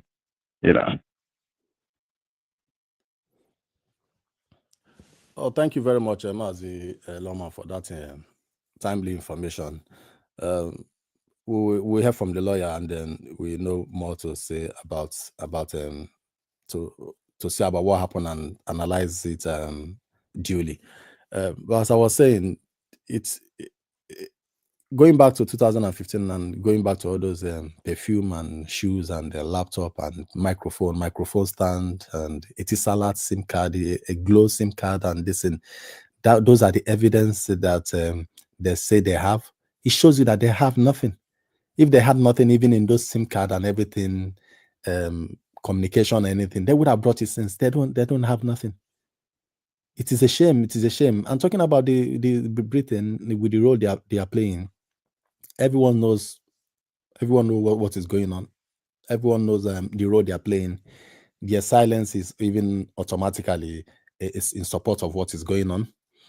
If Mazi Kanu, even though he is their citizen, they still treat him the way they treat him. And I would say, even if it is not their citizen, Nigeria being part of the Commonwealth, them being Nigeria being colonized by them, they are running most of the affairs in Nigeria, and being silent in what is going on and indirectly supporting it. It is evidential to the world that they know about what's happening.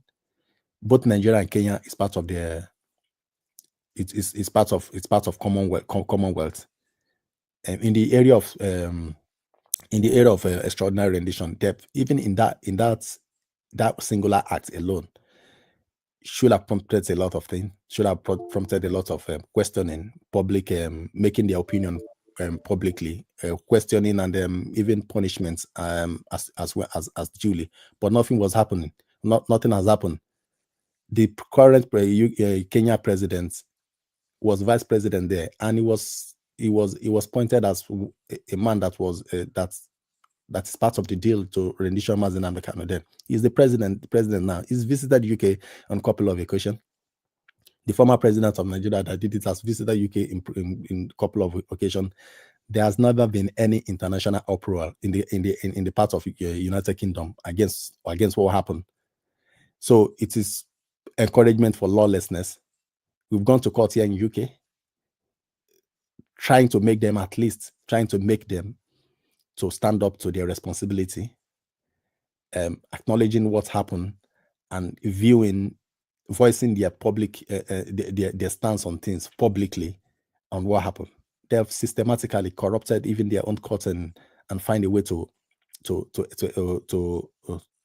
avoid doing that, which is a shame. That they can even bend their own court through their own courts and their own justice system just to accommodate that. That shows you how serious these people are putting effort in making sure that the Biafran did not get justice and did not get what they are looking for. That shows you how serious, how big they have prioritized situation, how big they have prioritized Nigeria. This also will show people, the people who doesn't know what is happening, what has been happening. This also will show you what gain they have been gaining from Nigeria. For them to be able to go at the length of bending even their own justice system. Because you know what happened is what happened in the rule of law is once you make one bad judgment and the appeal court and the Supreme Court go ahead and uphold that judgment, it stands as a law. Any other time when something like that happened, they will refer to that judgment, that so judgment was passing, so with that they will look at other cases like that. So people doesn't know to the extent that Britain are ready to go in this. Most people don't know. If you follow what is going on, you will know to the extent they're able to go on it, and then you begin to ask yourself, why this much interest? If you think that they shouldn't be having that much interest, that maybe it is not something that they take very serious. It is something they take very serious. It is more or less like a national. It is one of the national priorities. One thing they take this, and it doesn't matter who is the prime minister, whoever that comes in. It's more or less like a set aside case, that a national set aside case for their that is like for them, at least, like in the national interest, that whoever that comes in as a prime minister must do according to that. So except a bigger hand, a bigger authority, fight them in a bigger way, and a bigger hand overturns that, and they overrule their policy on that issue. Whoever that comes in as a British prime minister or into office, public of the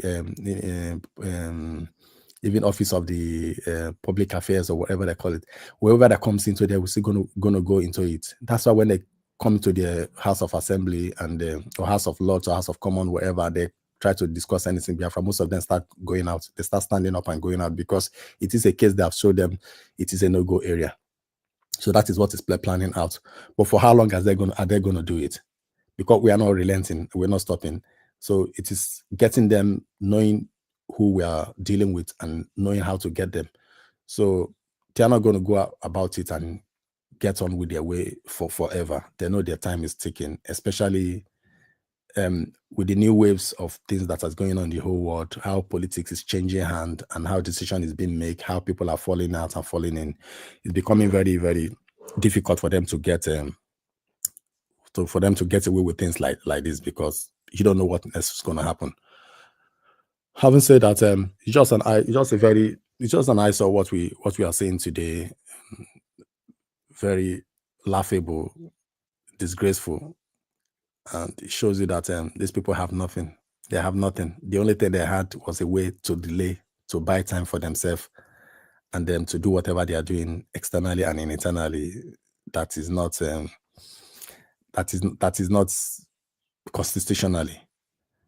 And they have proven us right today again with all the rubbish that have done in court, so the rubbish they have portrayed there, the disgrace they have put on in court. They are proving us all wrong that they have nothing to do. So over to you, Maz, because at this stage, I just can't help myself but to laugh. Thank you very much. Maz Loman, are you there?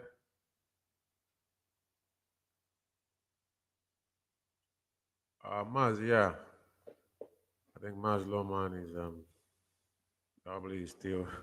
Yeah, Maz, all the things he said, I mean, this country we live on, me and you know exactly, and their interest is what they protect. They don't care how many people. If they could go to war in Iraq, looking for weapon of mass destruction that are nowhere to be found. It's just like the policy they put out. Remember, 1967 to 70, the war that was fought. Okay, I think we're having people here. 1 second. I think Loman. Oh.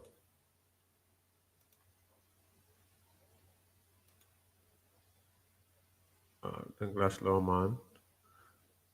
This I think they're about to. This is live coverage from Abuja. So,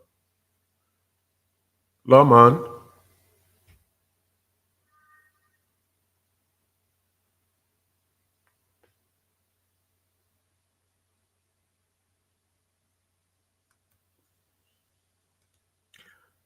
Okay, I think I saw the video, but probably wasn't paying attention. Loman. Yeah, thank you very much. The court is now recessed until 2nd of May. So you're gonna hear from a cross section of our people, all of whom are here in solidarity with IPOB, in solidarity with Mazi Kano. Gonna hear from them and tell you how today today's proceedings did go. Yeah, that's fine. But we're waiting. Okay, that's okay. The next voice is his, Dr. Four on the line. Thank you.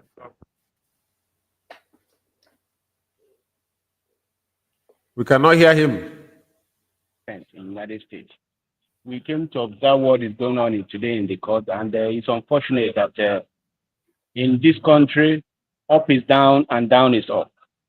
Boko Haram terrorists that are actually terrorizing the whole nation, that are FT or foreign terrorist organization, are being celebrated.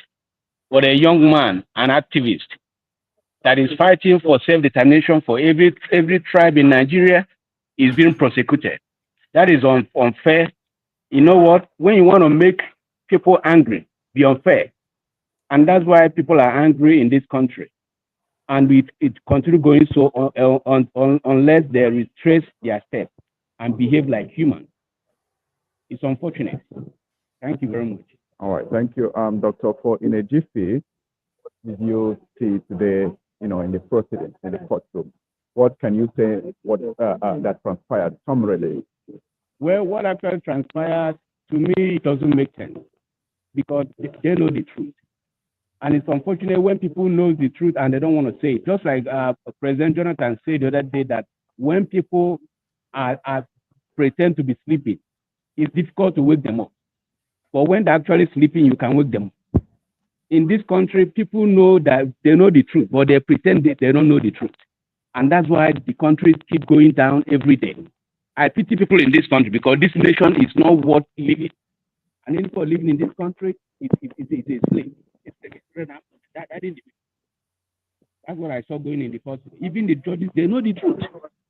But when somebody knows the truth and they don't want to stand for the truth, how can you be free? How can nobody is free in this country? Thank you. Okay, Doctor, thank you very much. sharing with us your perspective of what transpired in court today. Thank you.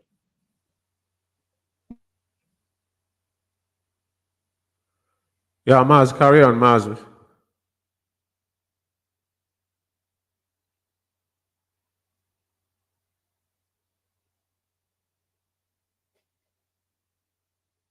Maz Lawman, are you carrying on?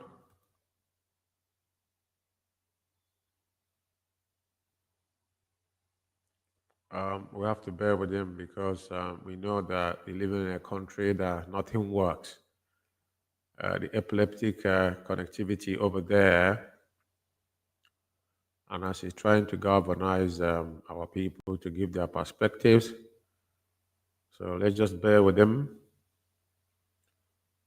Our brother just spoke now is that was the voice of Dr. Ofo from the USA, and they made it clear that we all were born in Biafra land, some of us born in Lagos, but over time we all have gone into self-exile because they made the country unlivable.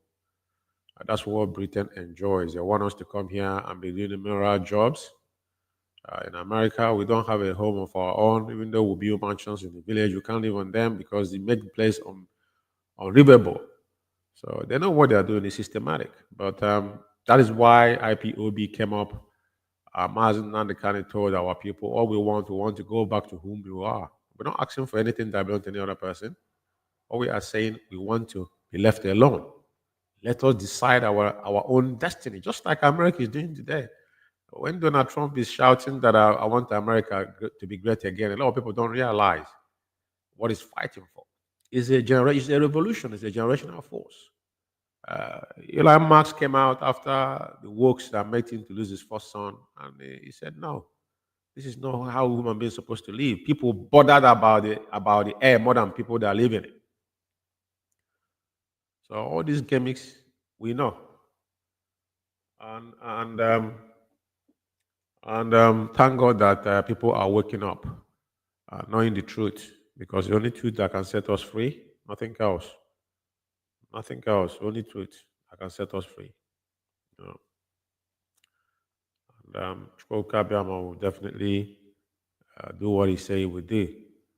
But as they know the truth and they're covering the truth and the world is watching, is their own detrimental. Mazzi Lawman, are you there? Yes, I'm here. I'm still here. I'm listening and following what's happening.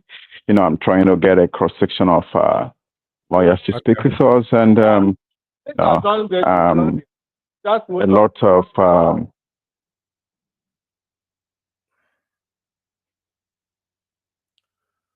yeah, the network there. I know the network is a bit yeah, it's off already. The baby is gonna come back. Mazzi Lawman is not here with us anymore. I think he's dropped off.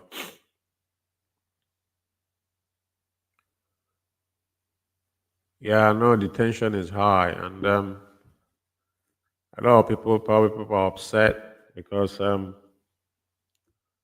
what they're presenting in court is not worth even, what to see. People are tired of the shenanigans.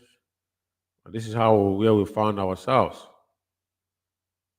in damnable zoological republic. It is happening. But Chukwuka Biama will definitely take all the presidents as we move forward.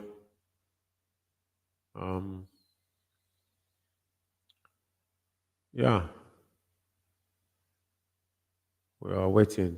They don't know mechanics outside. In 2 minutes, this nonsense will stop. Who is the idiot? Who is the bagger?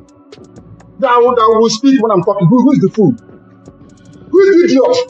I ask. That I give an order in the east and any idiot will counter it. Who is the bastard? I'm asking you. Nobody can. Sir, are you? I'm not the canon. Who is the idiot? Yeah, it's only could do it. We have only one leader and one central command. People must remember this. People must remember this. And the gimmick they are playing because they know where they held him, they're bringing security in the southeast. And all these things is what we are facing today. And after 10 years, what they are presenting in court is his personal belongings. The witnesses is DSS that arrest him. They don't know him. It's quite amazing. We're still waiting for lawman, because all we want to do is to correspond those on the ground to get their perspective. I think he's back to just get their perspective. Mazi.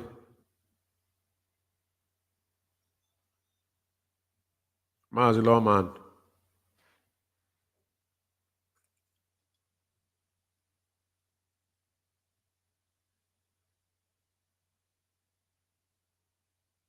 Mazi, can you hear me?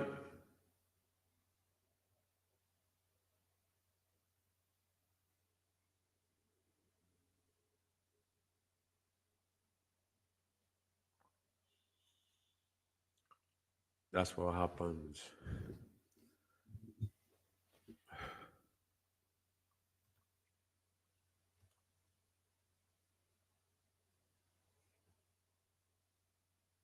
We cannot hear any voice yet.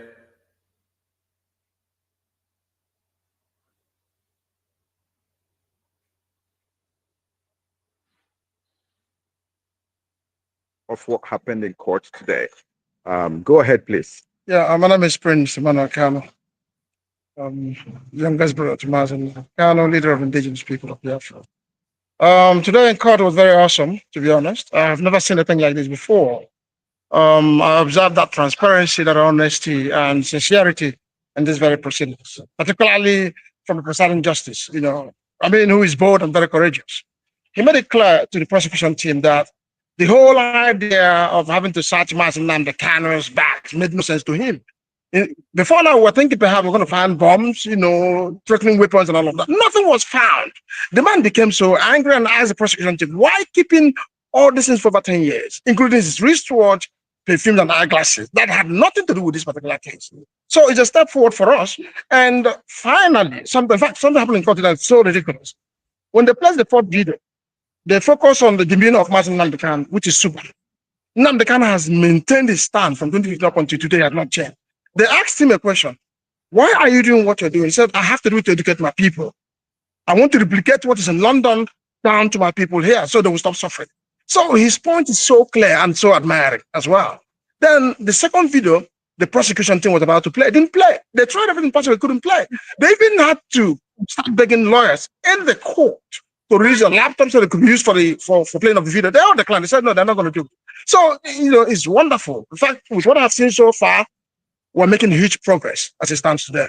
And I know if this case goes through this particular part, I assure you honor before the 6th, Mazi Nnamdi Kano will be out. And I also want to commend the lawyer, the lead counsel, which is Tan Agabi. Very brilliant, very intelligent. And the rest of the team as well. So thank you all. All right. Thank you very much. One more question. People are begging to be in the know. On the 2nd of May would be the continuation of the very proceedings. I understand. Cross-examination was mentioned. Any other thing, please? No, that was exactly what was mentioned. But let me also shock you today. In court, the prosecution witness that came is a Christian, so he alleged to be, and also a Yoruba man from his accent. He said something very shocking in court. When he was asked if he knew Mazi Nnamdi Kano, he said yes. And I began to laugh. I said, do you know this man? Do you understand that question? Do you know him? You're just an ordinary security agent. You only assigned to go and arrest somebody. And here in court, you're telling the whole world that you know him. So during the cross-examination, I think he's going to find it very difficult to choose on that particular answer I gave in the court. So I know on the 2nd that this cross-examination is going to be tough for the prosecution witness, and they won't survive it. Again, our lead counsel mentioned the bail today, but he didn't take it that serious. Perhaps by 2nd, he will do something about that. All right, very much. Until then, from Radio Biafra, from Biafra Radio, from all of us here, thank you very much. Thank you. Thank you so much. Mazi lawman.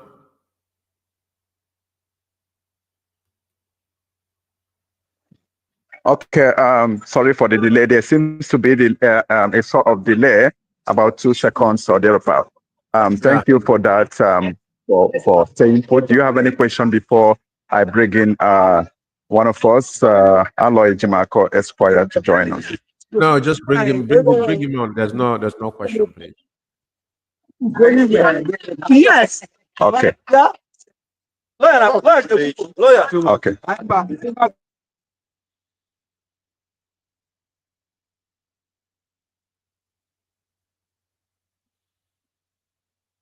Yeah, we're just waiting for the voice of Aloy Ejimako, the special counsel. He was the lead counsel before Agabi fall back in. Yeah, thank you for holding on once again. We are here on to Barrister Aloy Ejimako. The next voice is his. Wait, there's no video. Can you put the video on, please?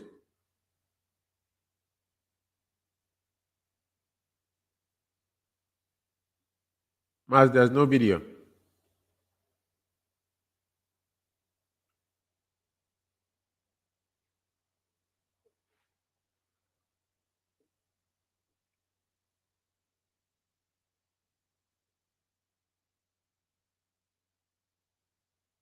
ekele dị ụlọ ebe ọ bụla onye ọbụla anyị na-ekelesi unu ike anyị ncha nọhịa bụ ụmụnne.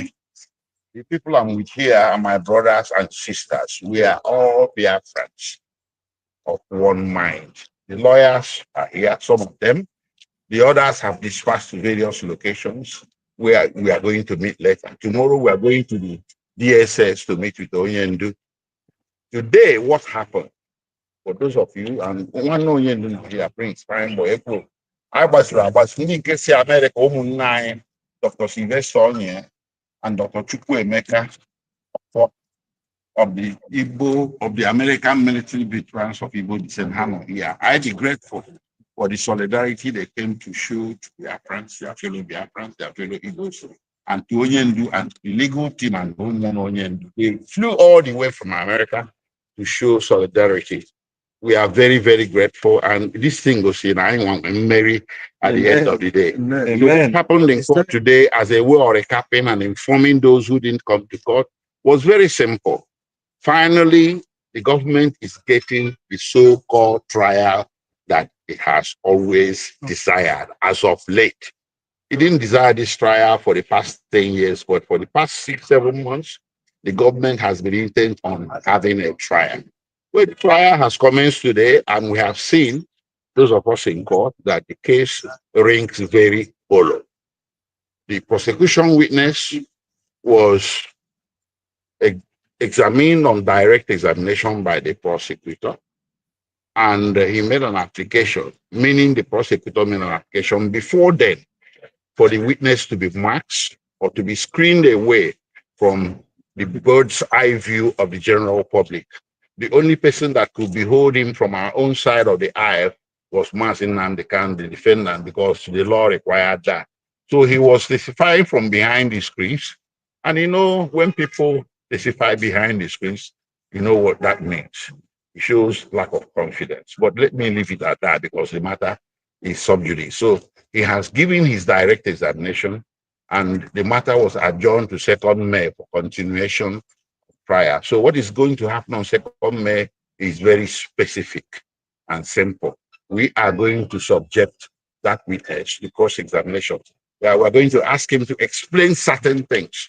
So his own answers to the questions posed to him today will not be taken as true unless and until we have finished examining him on 2nd May. So we are very hopeful that in the end, our victories are assured, we shall prevail, and we shall be able to show through this trial they are having, or they started having today, that Mazi George did not commit any offense known to law. Thank you. All right, thank you very much.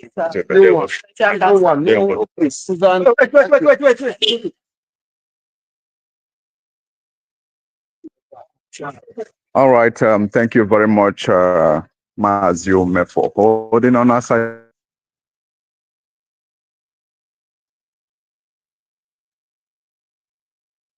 Okay, I think Lawman has just exited. Maz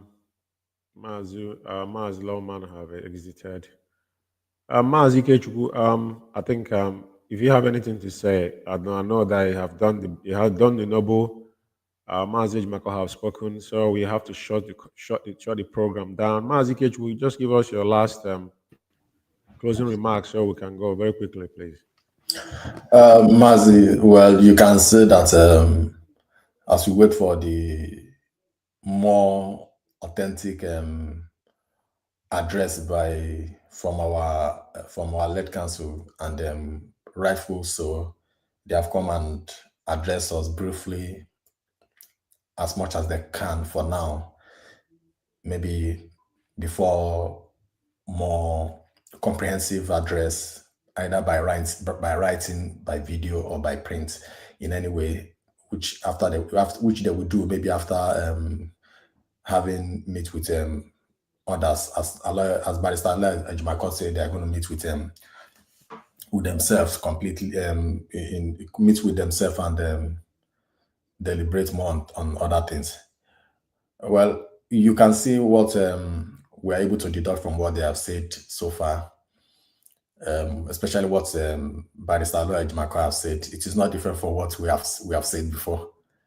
I mentioned it here earlier that I'm having a kind of a positive tingling, those inside of me, the way these people, the federal government in Nigeria have started their side of the trial. And you can see what Aloy Ejimako said. They have all presented their witnesses and evidence and exhibits, and to the greatest shock of even to people who are not in the side of Mazi and Kano, these people, the Nigerian government, DSS, they couldn't provide anything that even a layman who doesn't know the law, a layman can say, yeah, this is a very big something that they can hold somebody. So they are digging their own grave and then preparing the altar of their own shame in the presence of the world. So one notable thing I've deducted from this court case today is that just like Aloy Ejimako said, he said in the next court sitting, they are not going to, try to examine things, scrutinize the witness and the evidence and the exhibit that they have brought, that the accusing that DSS have brought. They will not start. That signifies one thing. Except Nigeria happens to Nigeria again the way they normally do. I hope they are not come back in the next court sitting and say, oh, we forgot one thing. We now brought this, and one irrelevant thing that will now derail the whole process again. But if things is going the way I sense it is going, and according to Barrister Ejimako, according to what I could deduct from what Barrister Ejimako have said, they have presented all their evidence. All their evidence, their witnesses and everything. What does that shows you? Now it's time for the fireworks, because this is all they have. Mazi, I don't know if this guy, one second, I don't know if this guy have anything to say. Mazi Lawman, because you just come back in the studio. Lawman, are you true?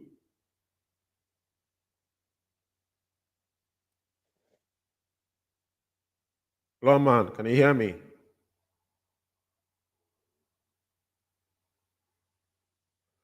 Mazi is having difficulty. Let's just lap up, please, Mazi, so that we just show this program. I think he's having difficulties with himself. I'll call him on the phone.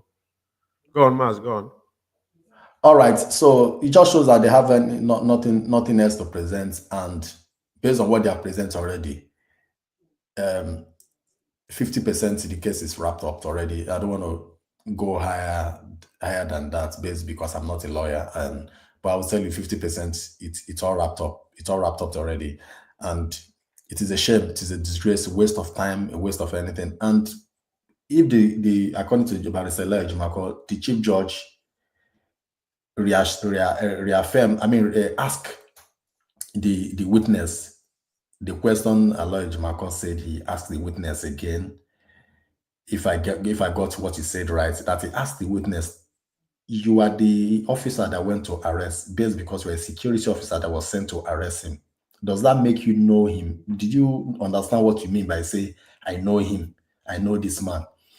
And this shows you the kind of people who they were brought in as just as the kind of video they brought in that couldn't play. It also shows you the quality of kind of person that were brought in, because no sensible person that knows what is going into, knows what it could do to his life and to his this, and we take up that job. They're probably going to bring out the dumbest among them all to come and say, yes, I will do it for whatever amount they will give the person. And the person is already shooting himself into this and that. For that question to be asked the person, are you sure of what you say? Because we don't want to come tomorrow, you say, no, you don't understand what you say.